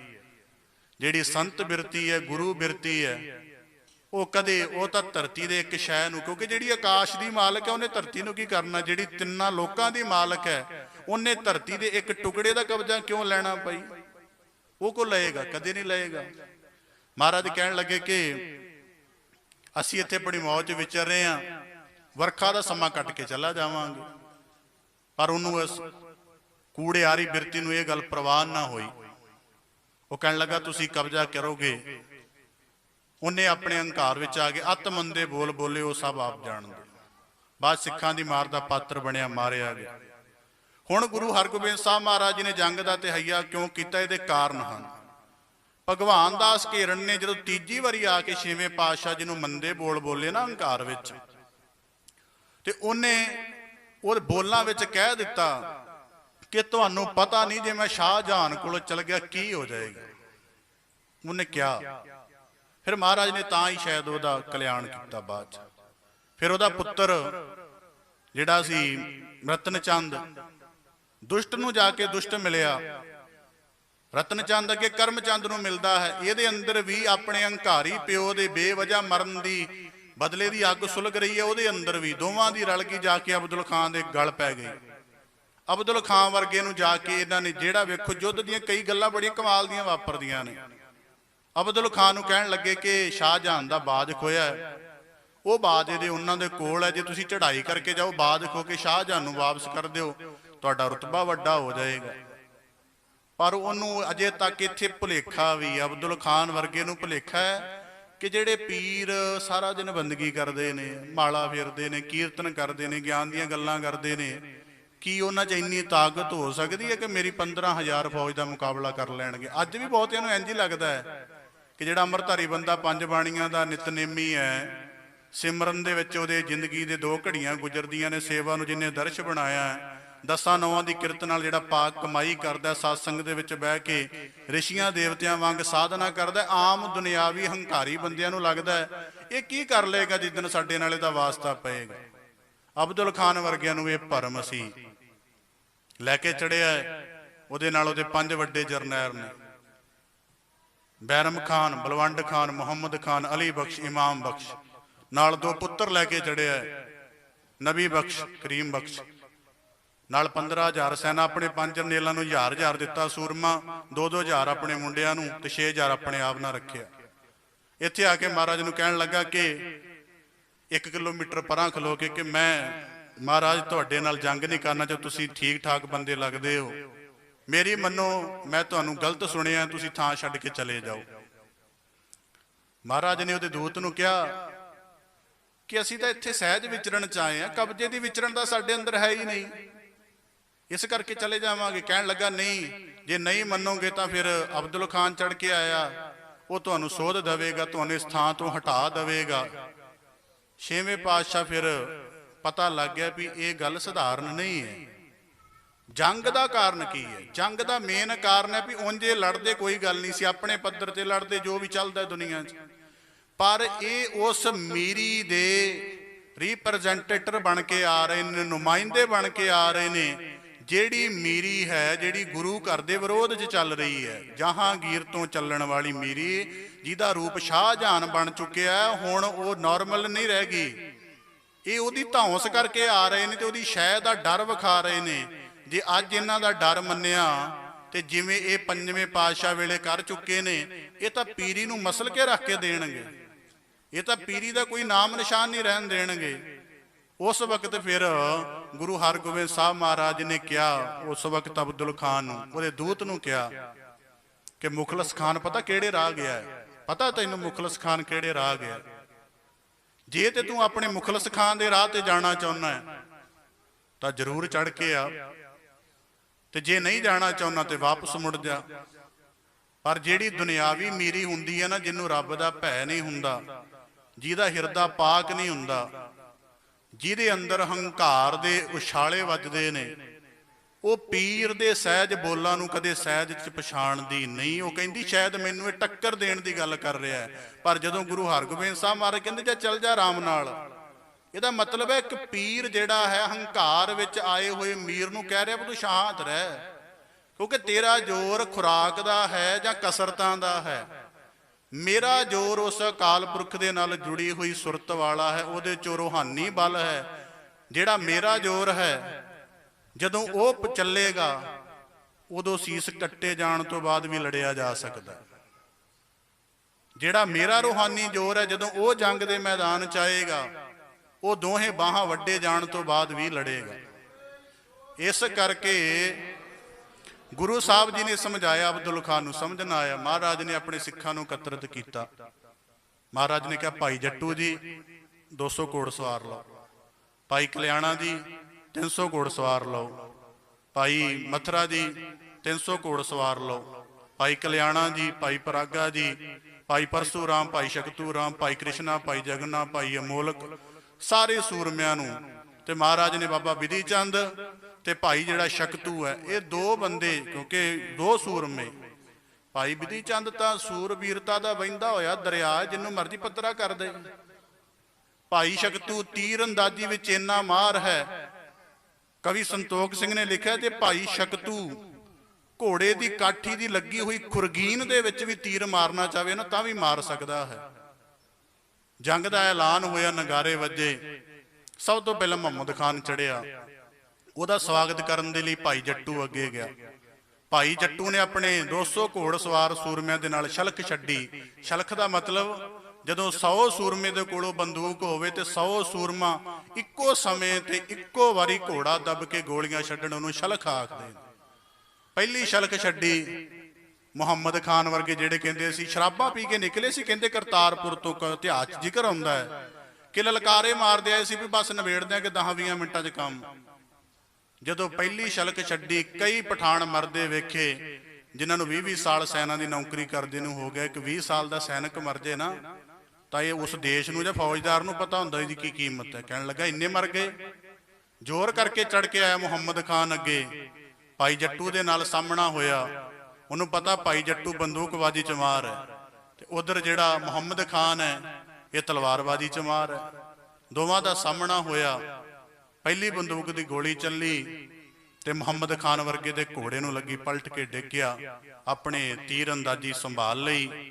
ਪਰ ਜਦੋਂ ਉਧਰ ਸਾਰਾ ਜ਼ਿਕਰ ਚੱਲਿਆ, ਜਦੋਂ ਮੁਹੰਮਦ ਖਾਨ ਨੇ ਆਪਣਾ ਤੀਰ ਚਲਾਇਆ, ਇਧਰੋਂ ਭਾਈ ਜੱਟੂ ਦੀ ਗੋਲੀ ਚੱਲੀ, ਮੁਹੰਮਦ ਖਾਨ ਦੇ ਮੱਥੇ ਦੇ ਵਿੱਚ ਵੱਜੀ। ਮੁਹੰਮਦ ਖਾਨ ਦਾ ਚੱਲਿਆ ਹੋਇਆ ਤੀਰ ਭਾਈ ਜੱਟੂ ਦੇ ਮੂੰਹ ਵਿੱਚ ਵੱਜਾ, ਮੂੰਹ ਖਿੱਲਰ ਗਿਆ। ਦੋਵੇਂ ਸੂਰਮੇ ਇਕੱਠੇ ਸ਼ਹੀਦ ਹੋ ਗਏ। ਭਾਈ ਮੱਥਰੇ ਵਰਗੇ, ਭਾਈ ਮੱਥਰੇ ਦੀ ਸ਼ਹੀਦੀ, ਭੱਟ ਭਿੱਖੇ ਦਾ ਪੁੱਤਰ, ਕਿਆ ਕਮਾਲ ਹੈ। ਜਿਨ੍ਹਾਂ ਨੂੰ ਅਸੀਂ ਬਾਣੀ 'ਚ ਗਾਉਂਦੇ ਆ ਨਾ, ਉਹਨਾਂ ਕੋਲੋਂ ਸੂਰਬੀਰਤਾ ਵੀ ਹੈ। ਉਸ ਵਕਤ ਜਦੋਂ ਉਹਨਾਂ ਦਾ ਸਾਹਮਣਾ ਕਰਨ ਦੇ ਲਈ ਅੱਗੇ ਆਇਆ ਬੈਰਮ ਖਾਨ, ਜਿਹਦੇ ਕੋਲੋਂ ਫੰਬਿਆਂ ਵਾਲਾ ਬਰਸ਼ਾ ਸੀ, ਕਹਿੰਦਾ ਨੰਗਾ ਦੇਂਗਾ, ਛਾਤੀਆਂ ਵਿੰਨ ਦਿਆਂਗਾ। ਸੈਂਕੜੇ ਸੂਰਮੇ ਮਾਰ ਦਿੱਤੇ। ਭੱਟ ਮੱਥਰਾ ਜੀ ਵਰਗੇ ਅੱਗੇ ਲੜਨ ਦੇ ਲਈ ਆਏ। ਕਹਿੰਦੇ ਇੰਨੇ ਜ਼ੋਰ ਦਾ ਜੰਗ ਲੜਿਆ ਕਿ ਜਦੋਂ ਦੋਵਾਂ ਦੇ ਘੋੜੇ ਜਿਹੜੇ ਛੁੱਟ ਗਏ, ਇੱਕ ਵੱਡਾ ਜੱਫਾ ਮਾਰ ਕੇ ਭੱਟ ਮੱਥਰਾ ਨੇ ਬੈਰਮ ਖਾਨ ਵਰਗੇ ਨੂੰ ਢਾ ਲਿਆ ਤੇ ਉੱਤਰ ਕੇ ਸਾਰ ਇੰਨੀ ਜ਼ੋਰ ਦੀ ਭੜਕਾ ਕੇ ਜ਼ਮੀਨ ਤੇ ਮਾਰਿਆ, ਉਹਦੀ ਤਲਵਾਰ ਕੱਢ ਕੇ ਉਹਦਾ ਹੀ ਸਿਰ ਕਲਮ ਕੀਤਾ। ਇਹ ਹੁੰਦੀ ਹੈ ਪੀਰੀ ਦੇ ਵਿੱਚੋਂ ਨਿਕਲੀ ਹੋਈ ਮੀਰੀ, ਜਿਹੜੀ ਅਗਲੇ ਦੇ ਆਪਣੇ ਸ਼ਸਤਰ ਨੂੰ ਵੀ ਨਹੀਂ। ਛੇਵੇਂ ਪਾਤਸ਼ਾਹ ਜੀ ਨੇ ਵੀ ਇੰਝ ਕੀਤਾ ਬਾਅਦ ਦੇ ਵਿੱਚ। ਫਿਰ ਭਾਈ ਜੱਟੂ, ਭਾਈ ਕਲਿਆਣਾ, ਇਹ ਸਾਰੇ ਸੂਰਮੇ ਜਦੋਂ ਪੰਜੇ ਜਰਨੈਲ ਮਾਰੇ ਗਏ ਦੇ, ਅਲੀ ਬਖਸ਼, ਇਮਾਮ ਕਰੀਮ ਬਖਸ਼ ਵਰਗੇ, ਬਾਅਦ ਚ ਇਹਨੇ ਸੋਚਿਆ ਹੁਣ ਕੀ ਕੀਤਾ ਜਾਵੇ। ਦੋਵੇਂ ਪੁੱਤਰਾਂ ਨੂੰ ਲੜਾਇਆ। ਇੱਕ ਇਹਦਾ ਪੁੱਤਰ ਭਾਈ ਪਰਸੂਰਾਮ ਕੋਲੋਂ ਮਾਰਿਆ ਗਿਆ, ਇੱਕ ਬਾਬਾ ਬਿਧੀ ਚੰਦ ਨੇ ਮਾਰ ਦਿੱਤਾ। ਇਹਦੇ ਵਿੱਚ ਇੱਕ ਜੰਗ ਇਹ ਵੀ ਬੜੀ ਕਮਾਲ ਦੀ, ਜਿਹੜੀ ਅੱਜ ਕੱਲ੍ਹ ਇੰਟਰਸਟਿੰਗ ਗੱਲਾਂ ਆਪਾਂ ਨੂੰ ਨਹੀਂ ਪਤਾ ਲੱਗਦੀਆਂ ਇਤਿਹਾਸ ਦੇ ਵਿੱਚ ਕਈ ਵਾਰੀ। ਕਹਿੰਦੇ ਬਾਬਾ ਬਿਧੀ ਚੰਦ ਦੀ ਸੂਰਬੀਰਤਾ ਏਡੀ ਵੱਡੀ ਸੀ ਕਿ ਉਹ ਦੀਵਾਨ ਚੰਦੂ ਦੇ ਪੁੱਤਰ ਨੂੰ ਅਦਮ ਹੋਇਆ ਕਰਕੇ ਛੇਵੇਂ ਪਾਤਸ਼ਾਹ ਕੋਲ ਲੈ ਗਏ ਸੀ, ਜੰਗ ਚੱਲਦੀ ਦੇ ਵਿੱਚ ਹੀ। ਤੇ ਬਾਅਦ ਚ ਉਹ ਗੁਰੂ ਸਾਹਿਬ ਕਹਿੰਦੇ ਜਾਓ, ਇਹ ਕਾਇਰ ਬੰਦਾ, ਇਹਦਾ ਕੀ ਅਸੀਂ ਕਰਨ ਲੈ ਜਾਓ ਵਾਪਸ। ਇਹਨੂੰ ਵਾਪਸ ਲੈ ਗਏ। ਫਿਰ ਉਹਨੂੰ ਤੇ ਉੱਥੇ ਜਾ ਕੇ ਕਹਿਣ ਲੱਗਾ ਮੈਂ ਉੱਥੇ ਘਿਰ ਗਿਆ ਸਾਂ, ਬੜੀ ਸੂਰਬੀਰਤਾ ਨਾਲ ਵਾਪਸ ਆਇਆ। ਮਹਾਰਾਜ ਕਹਿੰਦੇ ਕੋਈ ਗੱਲ ਨਹੀਂ। ਫਿਰ ਜਦੋਂ ਇਹਦੇ ਦੋਵੇਂ ਪੁੱਤਰ ਮਾਰੇ, ਗੁੱਸੇ ਵਿੱਚ ਆਇਆ ਅਬਦੁਲ ਖਾਨ, 6000 ਨੂੰ ਲੈ ਕੇ ਚੜਿਆ। ਉਦੋਂ ਤੱਕ ਭਾਈ ਜੱਟੂ ਜੀ, ਭਾਈ ਕਲਿਆਣਾ ਜੀ, ਭਾਈ ਮਥਰਾ ਜੀ, ਉਸ ਤੋਂ ਬਾਅਦ ਭਾਈ ਪਰਸੂਰਾਮ ਜੀ, ਸ਼ਕਤੂ ਜੀ, ਭਾਈ ਜਗਨਾ ਜੀ, ਭਾਈ ਅਮੋਲਕ ਜੀ, ਭਾਈ ਕ੍ਰਿਸ਼ਨ ਜੀ, ਇਹ ਸਾਰੇ ਵੱਡੇ ਸੂਰਮੇ ਸ਼ਹੀਦ ਹੋ ਚੁੱਕੇ ਸਨ। ਛੇਵੇਂ ਪਾਤਸ਼ਾਹ ਦੇ ਕੋਲ ਕੇਵਲ ਬਾਬਾ ਬਿਧੀ ਚੰਦ। ਮਹਾਰਾਜ ਨੇ ਆਪ ਕਮਰ ਕੱਸਾ ਕੀਤਾ, ਯੁੱਧ ਲਈ ਚੜੇ ਮਹਾਰਾਜ। ਅਬਦੁਲ ਖਾਨ ਨੇ ਆਪਣੇ ਇਹਨਾਂ ਦੋਵਾਂ ਨੂੰ ਨਾਲ ਲਿਆ, ਰਤਨ ਚੰਦ, ਕਰਮਚੰਦ ਵਰਗਿਆਂ ਨੂੰ। ਜੰਗ ਦੇ ਮੈਦਾਨ ਵਿੱਚ ਆਇਆ, ਆਮਣਾ ਸਾਹਮਣਾ ਹੋਇਆ। ਪਹਿਲਾਂ ਭਗਵਾਨ ਦਾਸ ਘੇਰੜ ਦੇ ਪੁੱਤਰ ਨੂੰ ਜੰਮਪੁਰੀ ਪਹੁੰਚਾਇਆ। ਉਸ ਤੋਂ ਬਾਅਦ ਗੁਰੂ ਸਾਹਿਬ ਜੀ ਨੇ ਬਾਅਦ ਦੇ ਵਿੱਚ ਆਪਣੀ ਢਾਲ ਮਾਰ ਕੇ ਦੀਵਾਨ ਚੰਦੂ ਦੇ ਪੁੱਤਰ ਕਰਮਚੰਦ ਨੂੰ ਅਧਮੋਇਆ ਕੀਤਾ। ਅਬਦੁਲ ਖਾਨ ਨਾਮੋ ਸਾਹਮਣਾ ਹੋਇਆ ਤੇ ਛੇਵੇਂ ਪਾਤਸ਼ਾਹ ਜੀ ਦਾ ਇੱਥੇ ਇਸ ਜੰਗ ਦੇ ਮੈਦਾਨ ਵਿੱਚ ਛੇਵੇਂ ਪਾਤਸ਼ਾਹ ਜੀ ਦਾ ਘੋੜਾ ਮਾਰਿਆ ਗਿਆ ਸੀ। ਮਹਾਰਾਜ ਇਸ ਰੋਹ ਦੇ ਵਿੱਚ ਆਏ ਕਿ ਜਦੋਂ ਮਹਾਰਾਜ ਨੇ ਅਬਦੁਲ ਖਾਨ ਕਹਿਣ ਲੱਗਾ ਮੈਂ ਗੱਤਕੇ ਦੀ ਵਿੱਦਿਆ ਸਿੱਖੀ ਹੈ, ਭਾਵੇਂ ਮੇਰੇ 2 ਪੁੱਤਰ ਮਰ ਗਏ, 5 ਸੂਰਮੇ ਮਰ ਗਏ, ਇੰਨੀ ਸੂਰਮਾ ਮਰ ਗਈ, ਪਰ ਮੈਂ ਤੁਹਾਡੇ ਕੋਲ ਢਹਿਣ ਵਾਲਾ ਨਹੀਂ। ਛੇਵੇਂ ਪਾਤਸ਼ਾਹ ਕਹਿਣ ਲੱਗੇ ਗੱਲ ਕਿਹੜੀ ਹੈ? ਆਮਣਾ ਸਾਹਮਣਾ ਹੋਇਆ। ਉਹਨੇ ਉਛਲ ਕੇ ਪੱਬਾਂ ਦੇ ਭਾਰ ਉਛਲ ਕੇ ਪ੍ਰਹਾਰ ਕਰਦਿਆਂ ਹੋਇਆਂ ਭਵਕਦੇ ਹੋਏ ਸ਼ੇਰ ਵਾਂਗ ਛੇਵੇਂ ਪਾਤਸ਼ਾਹ 2 ਵਾਰ ਮਾਰੇ, ਦੋਵੇਂ ਖਾਲੀ ਗਏ। ਛੇਵੇਂ ਪਾਤਸ਼ਾਹ ਨੇ ਫਿਰ ਆਪਣੀ ਗੱਤਕੇ ਦੀ ਇੱਕ ਅਜਬ ਤਕਨੀਕ ਵਰਤੀ। ਪਾਤਸ਼ਾਹ ਜੀ ਵੀ ਆਪਣੇ ਕਦਮਾਂ ਤੇ ਉਛਲੇ, ਪੱਬਾਂ ਦੇ ਭਾਰ ਤਾਂ ਨੂੰ ਉੱਪਰ ਉੱਠੇ 2-4 ਫੁੱਟ ਜ਼ਮੀਨ ਤੋਂ। ਦਲ ਭੰਜਨ ਗੁਰ ਸੂਰਮਾ ਉਛਲੇ। ਅਬਦੁਲ ਖਾਨ ਨੂੰ ਲੱਗਾ ਕਿ ਇਹ ਮੇਰੀ ਜਿਹੜੀ ਹੈ ਵੱਖੀ ਦਾ ਵਾਰ ਬਣਾਉਣਗੇ। ਉਛਲ ਕੇ ਹੋ ਸਕਦਾ ਹੈ ਵੱਖੀ ਦਾ ਵਾਰ ਬਣਾਉਣ।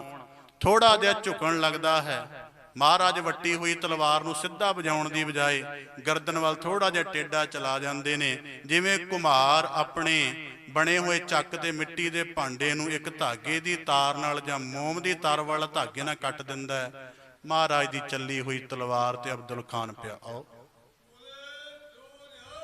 ਜਦੋਂ ਗੁਰੂ ਸਾਹਿਬ ਜੀ ਦੇ ਵੇਖਿਆ, ਉਹਨੇ ਸੋਚਿਆ ਕਿ ਮੇਰੀ ਵੱਖੀ ਦਾ ਵਾਰ ਬਣਾਉਣਾ ਸੀ, ਇਹ ਕੀ ਹੋਇਆ ਕਿ ਸੂਰਮਾ ਉਛਲਿਆ ਹੋਵੇ ਸਿੱਧਾ ਵਾਰ ਮਾਰਨ ਦੀ ਬਜਾਏ। ਇਹੀ ਤਾਂ ਯੁੱਧ ਦੀ ਤਕਨੀਕ ਹੁੰਦੀ ਹੈ ਕਿ ਉਹ ਅਪੇਖਾ ਕੁਝ ਹੋਰ ਕਰ ਰਿਹਾ ਸੀ, ਮਹਾਰਾਜ ਨੇ ਕੁਝ ਹੋਰ ਕਰ ਦਿੱਤਾ।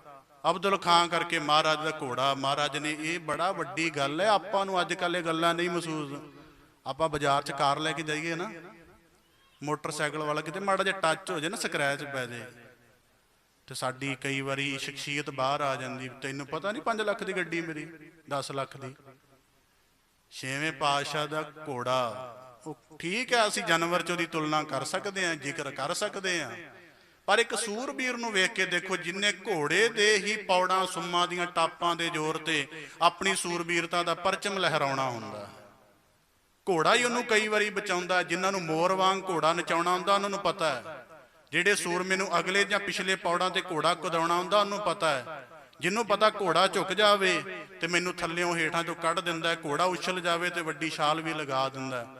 ਜਦੋਂ ਮਹਾਰਾਜ ਬੈਠੇ ਤੇ ਜਿਹੜਾ ਅਦਮ ਹੋਇਆ ਕਰਮਚੰਦ, ਉਹਨੇ ਵੇਖਿਆ ਵੀ ਕੋਈ ਜੰਗ ਦੀ ਹਿਲਚੁਲ ਨਹੀਂ ਨਜ਼ਰ ਆ ਰਹੀ, ਅਦਮ ਹੋਇਆ ਪਿਆ ਸੀ। ਉਹਨੇ ਛੇਵੇਂ ਪਾਤਸ਼ਾਹ ਜਿਹਨੂੰ ਹਨੇਰਾ ਹੋ ਗਿਆ ਵੇਖੇ ਨੇ ਕਰਕੇ ਵੀ ਹੁਣ ਕੁਝ ਹੋਏਗਾ। ਉੱਠਿਆ, ਥੋੜਾ ਜਿਹਾ ਹੌਸਲਾ ਕਰਕੇ ਤਲਵਾਰ ਸੰਭਾਲੀ ਤੇ ਛੇਵੇਂ ਪਾਤਸ਼ਾਹ ਨੂੰ ਵੰਗਾਰਿਆ। ਹੁਣ ਵੰਗਾਰਨ ਕਿਹਨੂੰ ਡਿਆ? ਟਟੈਣਾ ਸੂਰਜ ਨੂੰ ਕੀ ਕਰ ਲਏਗਾ ਭਾਈ? ਸੋਚ ਕੇ ਤੇ ਦੇਖੋ, ਕਿੱਥੇ ਟਟੈਣਾ ਕਿੱਥੇ ਸੂਰਜ। ਖਰਬਾਂ ਟਟੈਣੇ ਵੀ ਰਲ ਜਾਣ ਤੇ ਸੂਰਜ ਦੀ ਬਰਾਬਰੀ ਨਹੀਂ ਕਰ ਸਕਦੇ। ਛੇਵੇਂ ਪਾਤਸ਼ਾਹ ਨੂੰ ਵੰਗਾਰਨ ਡਿਆ। ਜ਼ਿੰਦਗੀ ਦੀ ਸਭ ਤੋਂ ਹਾਸੋਹੀਣੀ ਵੰਗਾਰ ਮੈਨੂੰ ਲੱਗਦਾ ਇਹ ਹੋਏਗੀ। ਉਹ ਜਿਹਦੇ ਬਾਰੇ ਕਿਹਾ ਗਿਆ ਦਲ ਭੰਜਨ, 1 ਨਹੀਂ 2 ਨਹੀਂ 4 ਨਹੀਂ 10 ਨਹੀਂ, ਦਲ ਭੰਜਨ, ਪੂਰੇ ਦਲ ਨੂੰ ਭੰਜ ਕੇ ਨਾਸ ਕਰ ਦੇਣ ਵਾਲਾ ਵੱਡ ਯੋਧਾ।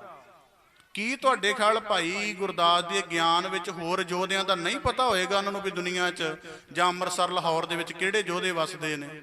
ਪਰ ਫਿਰ ਵੀ ਕਿਹਾ ਵੱਡ ਯੋਧਾ। ਮਹਾਰਾਜ ਨੇ ਵੇਖਿਆ ਵੀ ਇਹ ਵੰਗਾਰ ਦਾ। ਮਹਾਰਾਜ ਨੇ ਸੋਚਿਆ ਵੀ ਜੇ ਸ਼ਸਤਰ ਨਾ ਮਾਰਿਆ ਨਾ ਤੇ ਗੱਲ ਬਣਨੀ ਨਹੀਂ, ਕਿਉਂਕਿ ਇਹ ਕਾਇਰ ਬੰਦਾ। ਇਹਨੂੰ ਤੇ ਪਹਿਲਾਂ ਅਸੀਂ ਜੇ ਇਸੇ ਜੰਗ ਦੇ ਵਿੱਚ ਮਾਫੀ ਦਿੱਤੀ ਹੈ ਜਾਣ ਦੀ। ਸਾਡਾ ਸੂਰਮਾ ਬਿਧੀ ਚੰਦ ਇੱਕ ਤਲਵਾਰ ਦਾ ਮੁੱਕੀ ਮਾਰਦਾ ਤੇ ਇਹਨੇ ਮਰ ਜਾਣਾ ਸੀ। ਮਹਾਰਾਜ ਕਹਿਣ ਲੱਗੇ ਨਾ, ਇਹਨੂੰ ਸ਼ਸਤਰ ਦੀ ਮੌਤ ਨਹੀਂ ਦੇਣੀ। ਕਾਇਰ ਬੰਦੇ ਨੂੰ ਸ਼ਸਤਰ ਨਾਲ ਦੇ ਨਾਲ ਨਹੀਂ ਮਾਰਿਆ ਜਾਂਦਾ। ਮਹਾਰਾਜ ਨੇ ਇਹਨੇ ਉਛਲ ਕੇ ਤਲਵਾਰ ਮਾਰੀ। ਮਹਾਰਾਜ ਨੇ ਆਪਣੇ ਹੱਥ ਨੂੰ ਇੱਕ ਦਸਤਾਨਾ ਪਾਇਆ ਸੀ ਚਮੜੇ ਦਾ, ਮਹਾਰਾਜ ਨੇ ਪਕੜ ਕੇ ਚੰਗੀ ਤਰ੍ਹਾਂ ਖੋਲ ਦਿੱਤੀ। ਤਲਵਾਰ ਤੋਂ ਵਹੀਣਾ ਹੋ ਗਿਆ। ਮਹਾਰਾਜ ਨੇ ਇਹਨੂੰ ਪਹਿਲਾਂ ਗਿੱਚੀ ਤੋਂ ਪਕੜਿਆ, ਇੰਨੇ ਜ਼ੋਰ ਨਾਲ ਘੁੱਟਿਆ ਇਹਨੂੰ, ਇਉਂ ਲੱਗਾ ਜੇ ਮੇਰੀ ਗਿੱਚੀ ਵੱਖਰੀ ਕਰ ਦੇਣ ਲੱਗੇ। ਫਿਰ ਮਹਾਰਾਜ ਨੇ ਦੋਵਾਂ ਬਾਹਾਂ ਤੋਂ ਫੜ ਕੇ ਇੰਨੇ ਜ਼ੋਰ ਦੀ ਘੁਮਾਇਆ ਜਿਵੇਂ ਸੁਦਰਸ਼ਨ ਚੱਕਰ ਵਿਨਾਸ਼ਕਾਰੀ ਹੁੰਦਾ ਨਾ ਧਰਤੀ ਦੇ ਲਈ। ਮਹਾਰਾਜ ਦੇ ਹੱਥਾਂ ਵਿੱਚੋਂ ਜਦੋਂ ਛੁੱਟਿਆ, ਪੱਥਰ ਤੇ ਵੱਜਾ ਸਿਰ।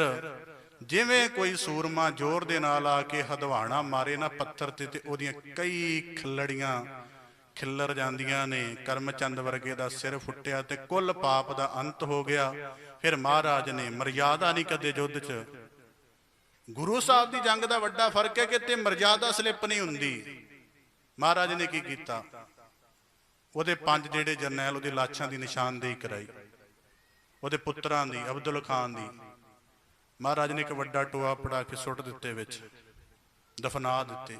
ਇਸਲਾਮ ਦੇ ਵਿੱਚ ਇੱਕ ਗੱਲ ਕਹੀ ਜਾਂਦੀ ਕਿ ਮੁਸਲਮਾਨ ਸਾਰੀ ਜ਼ਿੰਦਗੀ ਭਾਵੇਂ ਰੁਲ ਜਾਵੇ, ਭੁੱਖਾ ਨੰਗਾ ਮਰ ਜਾਵੇ, ਜੋ ਮਰਜ਼ੀ ਹੋ ਜੇ, ਸਾਰੀ ਜ਼ਿੰਦਗੀ ਬਿਮਾਰ ਰਹਿ ਲੇ, ਦੁਨੀਆ ਦੇ ਤਾਨੇ ਸਹਿ ਲੇ, ਪਰ ਉਹਦੀ ਕਬਰ ਨਹੀਂ ਰੁਲਣੀ ਚਾਹੀਦੀ। ਮੁਸਲਮਾਨਾਂ 'ਚ ਯਕੀਨ ਹੈ ਵੀ ਜੋ ਮਰਜ਼ੀ ਜ਼ਿੰਦਗੀ ਦੁਨਿਆਵੀ ਜਿਉਂਦਾ ਜੀਵਨ ਜਿਵੇਂ ਮਰਜ਼ੀ ਰਿਹਾ ਹੋਵੇ, ਕੋਈ ਮਸਲਾ ਨਹੀਂ ਹੈ, ਕਬਰ ਨਹੀਂ ਰੋਲਣੀ ਚਾਹੀਦੀ।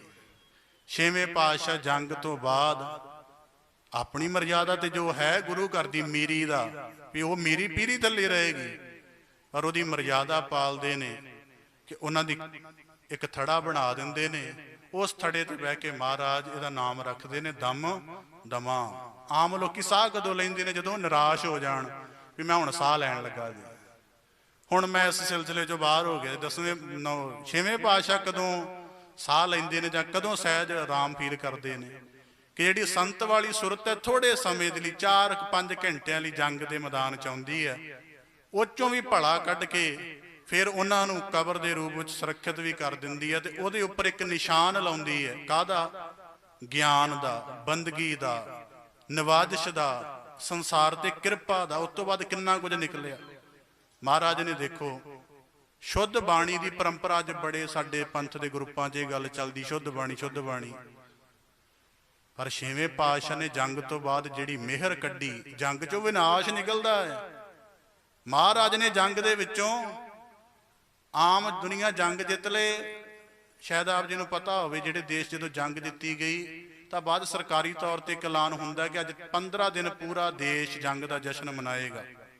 ਅਮਰੀਕਾ ਦੇ ਵਿੱਚ ਜਦੋਂ ਕਦੇ ਕੋਈ ਫੌਜੀ ਕਾਰਵਾਈ ਇਰਾਕ 'ਚ ਫਤਿਹ ਕਰ ਲੈਂਦੇ ਸਨ ਨਾ, ਤਾਂ ਜਿਹੜੇ ਦੇਸ਼ਾਂ ਦੇ ਪਿੰਡ ਦੇ ਫੌਜੀ ਹੁੰਦੇ ਸਨ, ਅਮਰੀਕਾ ਦੇ ਵਿੱਚ ਉਹਨਾਂ ਪਿੰਡਾਂ ਦੇ ਲੋਕਾਂ ਨੂੰ ਸੱਦ ਕੇ ਵੱਡੇ ਮੈਦਾਨ 'ਚ ਇਕੱਠੇ ਕਰਕੇ ਫੁੱਲਾਂ ਦੇ ਹਾਰ ਦਿੱਤੇ ਜਾਂਦੇ ਸੀ ਵੀ ਤੁਸੀਂ ਆਪਣੇ ਫੌਜੀਆਂ ਦਾ ਸਵਾਗਤ ਕਰਨਾ। ਆਮ ਜੰਗ ਜਿੱਤ ਲਵੇ ਤੇ ਜਸ਼ਨ ਹੁੰਦੇ ਨੇ, ਉਹਨਾਂ ਜਸ਼ਨਾਂ ਦੇ ਵਿੱਚ ਹੰਕਾਰ ਦੀ ਨੁਮਾਇਸ਼ ਹੁੰਦੀ ਹੈ। ਛੇਵੇਂ ਪਾਤਸ਼ਾਹ ਜੰਗ ਜਿੱਤਦੇ ਨੇ ਤੇ ਗੁਰੂ ਨਾਨਕ ਦੇ ਪੀਰੀ ਫੇਰ ਉੱਧਰ ਚਲ ਜਾਂਦੀ ਹੈ। ਪੀਰੀ ਕਹਿੰਦੀ ਹੈ ਵੀ ਕੋਈ ਜਪਜੀ ਸਾਹਿਬ ਸੁਣਾਵੇ, ਸੁਣਿਆ ਤੇ ਗੁਰਿਆਈ ਦੇਣ ਤੱਕ ਚਲੀ ਜਾਂਦੀ। ਉਹ ਪੀਰੀ ਬਾਅਦ ਫਿਰ ਕਹਿੰਦੀ ਹੈ ਕਿ ਜਾਨੀ ਸ਼ਾਹ ਵਰਗਾ ਜਿਹੜਾ ਪ੍ਰੀਤਵਾਨ ਹੈ ਤਾਂ ਮੁਸਲਮਾਨ ਹੀ ਹੈ ਨਾ। ਗਿਆਨ ਇੱਥੋਂ ਬਾਅਦ ਨਿਕਲਿਆ ਗੁਰੂ ਦੀ ਵਸਾਈ ਹੋਈ ਨਗਰੀ। ਅੱਜ ਅਸੀਂ ਰਣਜੀਤ ਐਵੀਨਿਊ, ਬਸੰਤ ਐਵੀਨਿਊ, ਪਰ ਉਸ ਐਵੀਨਿਊ, ਉਸ ਪਿੰਡ 'ਚ ਰਹਿਣਾ ਚੰਗਾ ਹੈ ਜਿਹਨੂੰ ਗੁਰੂ ਨੇ ਚੁਣਿਆ ਹੋਵੇ, ਸਵਾਰਿਆ ਹੋਵੇ, ਨਵਾਜਿਆ ਹੋਵੇ, ਆਪਣੇ ਨਾਂ ਤੇ ਰੱਖਿਆ ਹੋਵੇ, ਤੇ ਉਸੇ ਥਾਂ ਤੇ ਬੈਠ ਕੇ ਸਾਨੂੰ ਇਹੋ ਜਿਹੇ ਪੁਰਬ ਮਨਾਉਣ ਦਾ ਮੌਕਾ ਮਿਲੇ। ਹਰਗੋਬਿੰਦਪੁਰ ਰਾਗੀ ਸਿੰਘ ਬੜਾ ਵਧੀਆ ਬੜਾ ਇੱਕ ਸ਼ਬਦ ਪੜ੍ਹਦੇ ਸਨ, ਬੜਾ ਢੁਕਵਾਂ, ਬੜੇ ਸ਼ਬਦ ਪੜ੍ਹਦੇ ਨੇ, ਅਸੀਂ ਵੀ ਸੁਣਦੇ ਹਾਂ। ਮਹਾਰਾਜ ਨੇ ਕਿਹਾ, ਉਹ ਰਾਗੀ ਸਿੰਘ ਕਹਿ ਰਹੇ ਸਨ, ਫਤਿਹ ਭਈ ਮਨ ਜੀਤ। ਦੁਨੀਆ ਫਤਿਹ ਜੰਗ ਚੋਂ ਜਾ ਕੇ ਲੱਭਦੀ ਹੈ, ਗੁਰੂ ਦੀ ਰੂਹਾਨੀ ਪ੍ਰਤਿਮਾ ਅਧਿਆਤਮਕ ਬਲ ਇੰਨਾ ਹੈ ਕਿ ਉਹ ਫਤਿਹ ਨਿਸ਼ਚਿਤ ਕਰਕੇ ਚੱਲਦੀ ਹੈ। ਮਹਾਰਾਜ ਨੇ ਕਿਹਾ ਤਾਂ ਕਰਕੇ ਸੋ ਇਹ ਇਸ ਸਥਾਨ ਦੀ ਮੁਕੱਦਸ ਪ੍ਰੇਰਣਾ ਹੈ। ਗੁਰੂ ਕਿਰਪਾ ਕਰੇ ਸਾਡੀ ਫਤਿਹ ਜਿਹੜੀ ਹੈ ਉਹ ਬੰਦਗੀ 'ਚ ਢਲਣੀ ਚਾਹੀਦੀ। ਅਸੀਂ ਫਤਿਹ ਦਿਵਸ ਨੂੰ ਮਨਾ ਰਹੇ ਹਾਂ। ਮੈਂ ਇੱਥੇ ਇਸ ਥਾਂ ਤੇ ਬਹੁਤ ਵਾਰੀ ਗੁਰੂ ਕਿਰਪਾ ਸਦਕਾ ਆਇਆ। ਇੱਕ ਭਾਵਨਾ ਇਸ ਥਾਂ ਦੀ ਆਪਣੇ ਮਨ 'ਚ ਰੱਖੀਏ ਕਿ ਛੇਵੇਂ ਪਾਤਸ਼ਾਹ ਨੂੰ ਹਾਜ਼ਰ ਨਾਜ਼ਰ ਜਾਣੀ ਹੈ। ਜ਼ਿੰਦਗੀ 'ਚ ਇੱਕ ਵਾਰੀ ਘੱਟੋ ਘੱਟ, ਮੈਂ ਤਾਂ ਜ਼ਿੰਦਗੀ ਦੀ ਗੱਲ ਕੀਤੀ ਨਾ, ਮੈਂ 1 ਮਹੀਨੇ ਜਾਂ ਸਾਲ ਦੀ ਗੱਲ ਹੀ ਨਹੀਂ ਕੀਤੀ। ਜਿਹੜਾ ਵੀ ਸਿੱਖ ਕੁੱਲ ਦੁਨੀਆ 'ਚ ਵਸਦਾ ਉਹਨੂੰ ਇੱਕ ਵਾਰੀ ਬਾਣੀ ਦੀ ਤਾਲੀਮ ਲੈ ਕੇ ਨਾ ਇਸ ਥਾਂ ਤੇ ਬਹਿ ਕੇ ਸ਼ੁੱਧ ਜਪਜੀ ਸਾਹਿਬ ਦਾ ਪਾਠ ਕਰਨਾ ਚਾਹੀਦਾ। ਇੱਕ ਵਾਰੀ ਜ਼ਿੰਦਗੀ 'ਚ, ਬਹੁਤਾ ਨਹੀਂ, ਬਾਕੀ ਤਾਂ ਰੋਜ਼ ਨਿਤਨੇਮ ਕਰੇ, ਮੁਬਾਰਕ ਗੱਲ, ਇੱਕ ਵਾਰੀ ਜ਼ਿੰਦਗੀ 'ਚ ਕਰੇ ਜ਼ਰੂਰ। ਤੇ ਜੋ ਛੇਵੇਂ ਪਾਤਸ਼ਾਹ ਦੀਆਂ ਬਖਸ਼ਿਸ਼ਾਂ, ਜੇ ਜੰਗ 'ਚ ਫਤਿਹ ਹੋਈ ਹੈ ਤੇ ਫਤਿਹ ਮਹਾਰਾਜ ਨੇ ਸਿੱਖਾਂ ਨੂੰ ਦੇਣੀ ਹੈ, ਜਿਹੜੇ ਉਹਦੇ ਸਿੱਖ ਹੋਣਗੇ। ਸਾਨੂੰ ਵੀ ਸਾਡੇ ਜੀਵਨ ਦੇ ਕੁੱਲ ਮਸਲਿਆਂ ਦੀ ਫਤਿਹ ਪ੍ਰਾਪਤ ਹੋਵੇਗੀ। ਭਾਈ ਗੁਰਦਾਸ ਜੀ ਨੇ ਕਿਹਾ ਹੈ, ਦੀਨ ਦੁਨੀ ਦਾ ਪਾਤਸ਼ਾਹ, ਪਾਤਸ਼ਾਹਾਂ ਪਾਤਸ਼ਾਹ ਅਡੋਲਾ, ਡੋਲਣ ਵਾਲਾ ਨਹੀਂ। ਐਸੇ ਮੀਰੀ ਪੀਰੀ ਦੇ ਮਾਲਕ ਦੇ ਗੁਰ ਜੁਗਤ ਹੈ ਕਿ ਦੁਨੀਆ ਵਿੱਚ ਮੀਰੀ ਚਾਹੀਦੀ ਹੈ, ਪਰ ਜਿਹੜੀ ਪੀਰੀ ਦੇ ਹੇਠਾਂ ਹੋਵੇ ਤੇ ਪੀਰੀ ਉਹਨੂੰ ਬਲ ਦੇਗੀ, ਪੀਰੀ ਉਹਦਾ ਅਨੁਸ਼ਾਸਨ ਤੈਅ ਕਰੇਗੀ। ਛੇਵੇਂ ਪਾਤਸ਼ਾਹ ਮਿਹਰਾਮਤ ਕਰਨ। ਉਹਨਾਂ ਦੀਆਂ ਬਖਸ਼ਿਸ਼ਾਂ ਨੂੰ ਸਿੱਖਾਂ ਨੇ ਬੜੇ ਰੂਪ 'ਚ ਮਾਣਿਆ ਤੇ ਅਸੀਂ ਵੀ ਉਹਨਾਂ ਦੀ ਬਖਸ਼ਿਸ਼ਾਂ ਨੂੰ ਮੰਨਣ ਦੇ ਲਈ ਛੇਵੇਂ ਪਾਤਸ਼ਾਹ ਦੀ ਰੂਹਾਨੀ ਸੁਰਤ, ਐਸੀ ਸ਼ਾਨਾ ਮਤੀ ਉਹਨਾਂ ਦੀ ਸ਼ਖਸੀਅਤ ਜਿਹਨੂੰ ਦੇਖ ਕੇ ਕਾਮਦੇਵ ਵੀ ਸ਼ਰਮਾ ਜਾਵੇ। ਇੰਨੀ ਵੱਡੀ ਸੂਰਬੀਰਤਾ ਕਿ ਕੁੱਲ ਜਗਤ ਦੀ ਜਿਹੜੀ ਕਾਇਰਤਾ ਉਹਨਾਂ ਤੋਂ ਕੰਬੇ। ਉਹਨਾਂ ਦੀ ਰਹਿਮਤਾਂ ਦਾ ਵਾਸ ਸਾਡੇ ਸਾਰਿਆਂ ਦੇ ਮਨਾਂ ਵਿੱਚ ਹੋਵੇ, ਸਾਰਿਆਂ ਦਾ ਇੱਥੇ ਆਇਆ ਸਫਲਾ ਹੋਵੇ। ਛੇਵੇਂ ਪਾਤਸ਼ਾਹ ਮਿਹਰਾਮਤ ਕਰਨ। ਜਿਵੇਂ ਮਾਈ ਭਾਗ ਭਰੀ ਨੂੰ, ਭਾਈ ਸਾਈਂ ਦਾਸ ਨੂੰ, ਬਾਬਾ ਬਿਧੀ ਚੰਦ ਵਰਗਿਆਂ ਨੂੰ ਨਵਾਜਿਆ, ਉਹਨਾਂ ਦੀਆਂ ਰਹਿਮਤਾਂ ਸਾਨੂੰ ਵੀ ਪ੍ਰਾਪਤ ਹੋਣ। ਸਾਰਿਆਂ ਦਾ ਇੱਥੇ ਆਇਆ ਸਫਲਾ ਹੋਵੇ। ਫਤਿਹ ਦਿਵਸ ਦੀ ਫਤਿਹ ਸਾਰਿਆਂ ਨੂੰ ਪ੍ਰਵਾਨ ਹੋਵੇ। ਸਾਰਿਆਂ ਨੂੰ ਇਸ ਪੁਰਬ ਦੀਆਂ ਹਾਰਦਿਕ ਮੁਬਾਰਕਾਂ। ਗੁਰੂ ਸਾਹਿਬ ਸਾਰਿਆਂ ਨੂੰ ਆਪਣੀ ਰਹਿਮਤਾਂ ਨਾਲ ਨਿਵਾਜਣ। ਕੋਟਾਨ ਕੋਟ ਧੰਨਵਾਦ ਸਤਿਗੁਰੂ ਸ੍ਰੀ ਗੁਰੂ ਗ੍ਰੰਥ ਸਾਹਿਬ ਜੀ ਦਾ। ਛੇਵੇਂ ਪਾਤਸ਼ਾਹ ਮੀਰੀ ਪੀਰੀ ਦੇ ਮਾਲਕ, ਜਿਨ੍ਹਾਂ ਨੇ ਸਾਨੂੰ ਕਥਨ ਦਾ, ਆਪ ਜੀ ਨੂੰ ਸੁਣਨ ਦਾ ਅਵਸਰ ਬਖਸ਼ਿਆ। ਕੋਟਾਨ ਕੋਟ ਧੰਨਵਾਦ ਗੁਰੂ ਕੀ ਸਾਜੀ ਨਵਾਜੀ ਸਾਧ ਸੰਗਤ ਜੀ ਦਾ, ਸਮੂਹ ਪ੍ਰਬੰਧਕ ਜਨਾਂ ਦਾ, ਰਸੀਵਰ ਭਾਈ ਸਾਹਿਬ ਜੀ ਸਤਿਕਾਰਯੋਗ ਨੇ, ਉਹਨਾਂ ਦਾ ਧੰਨਵਾਦ। ਪ੍ਰਚਾਰਕ ਸਕੱਤਰ ਭਾਈ ਲਵਲਪ੍ਰੀਤ ਸਿੰਘ ਜੀ, ਹੈੱਡ ਗ੍ਰੰਥੀ ਭਾਈ ਸਤਿੰਦਰਪਾਲ ਸਿੰਘ ਜੀ, ਸਾਰੇ ਹੀ ਪ੍ਰਬੰਧਕ ਜਨ, ਜ਼ਰੂਰੀ ਨਹੀਂ ਕਿ ਨਾਮ ਮਰਜ ਹੋਵੇ, ਸਾਰਿਆਂ ਦਾ ਧੰਨਵਾਦ ਜਿਨ੍ਹਾਂ ਨੇ ਆਪ ਸੰਗਤਾਂ ਦੀ ਚਰਨ ਧੂੜ ਬਾਂਛਣ ਦੇ ਲਈ, ਗੁਰੂ ਕੀਆਂ ਅਕਥ ਕਥਾ ਕਹਾਣੀਆਂ ਕਹਿਣ ਦੇ ਲਈ ਅਵਸਰ ਬਖਸ਼ਿਆ। ਸਤਿਗੁਰੂ ਰਹਿਮਤ ਕਰਨ, ਸਾਰਿਆਂ ਨੂੰ ਦਰ ਕਰਦੀਆਂ ਰਹਿਮਤਾਂ ਨਾਲ ਨਿਵਾਜਣ। ਅਸੀਂ ਜੀਵਨ ਦੇ ਵਿੱਚ ਫਤਿਹ ਪਾਈਏ ਪਹਿਲਾਂ ਆਪਣੇ ਅੰਦਰਲੇ ਵਿਕਾਰਾਂ ਨਾਲ। ਜਿਨੇ ਅੰਦਰੋਂ ਫਤਿਹ ਪਾ ਲਈ, ਉਹਦੀ ਜਗਤ ਵਿੱਚ ਵੀ ਫਤਿਹ। ਛੇਵੇਂ ਪਾਤਸ਼ਾਹ ਮੇਰਾ ਆਮਦ ਕਰਨ। ਇੱਕ ਵਾਰੀ ਫੇਰ ਸਾਰੀਆਂ ਸੰਗਤਾਂ ਦਾ ਧੰਨਵਾਦ। ਭੁੱਲਾਂ ਚੁੱਕਾਂ ਦੀ ਖਿਮਾ ਜਾਚਨਾ ਜੀ। ਬੜੇ ਅਦਬ ਸਹਿਤ ਗੱਜ ਕੇ ਫਤਿਹ ਅਰਜ ਕਰੋ ਜੀ। ਵਾਹਿਗੁਰੂ ਜੀ ਕਾ ਖਾਲਸਾ, ਵਾਹਿਗੁਰੂ ਜੀ ਕੀ ਫਤਿਹ।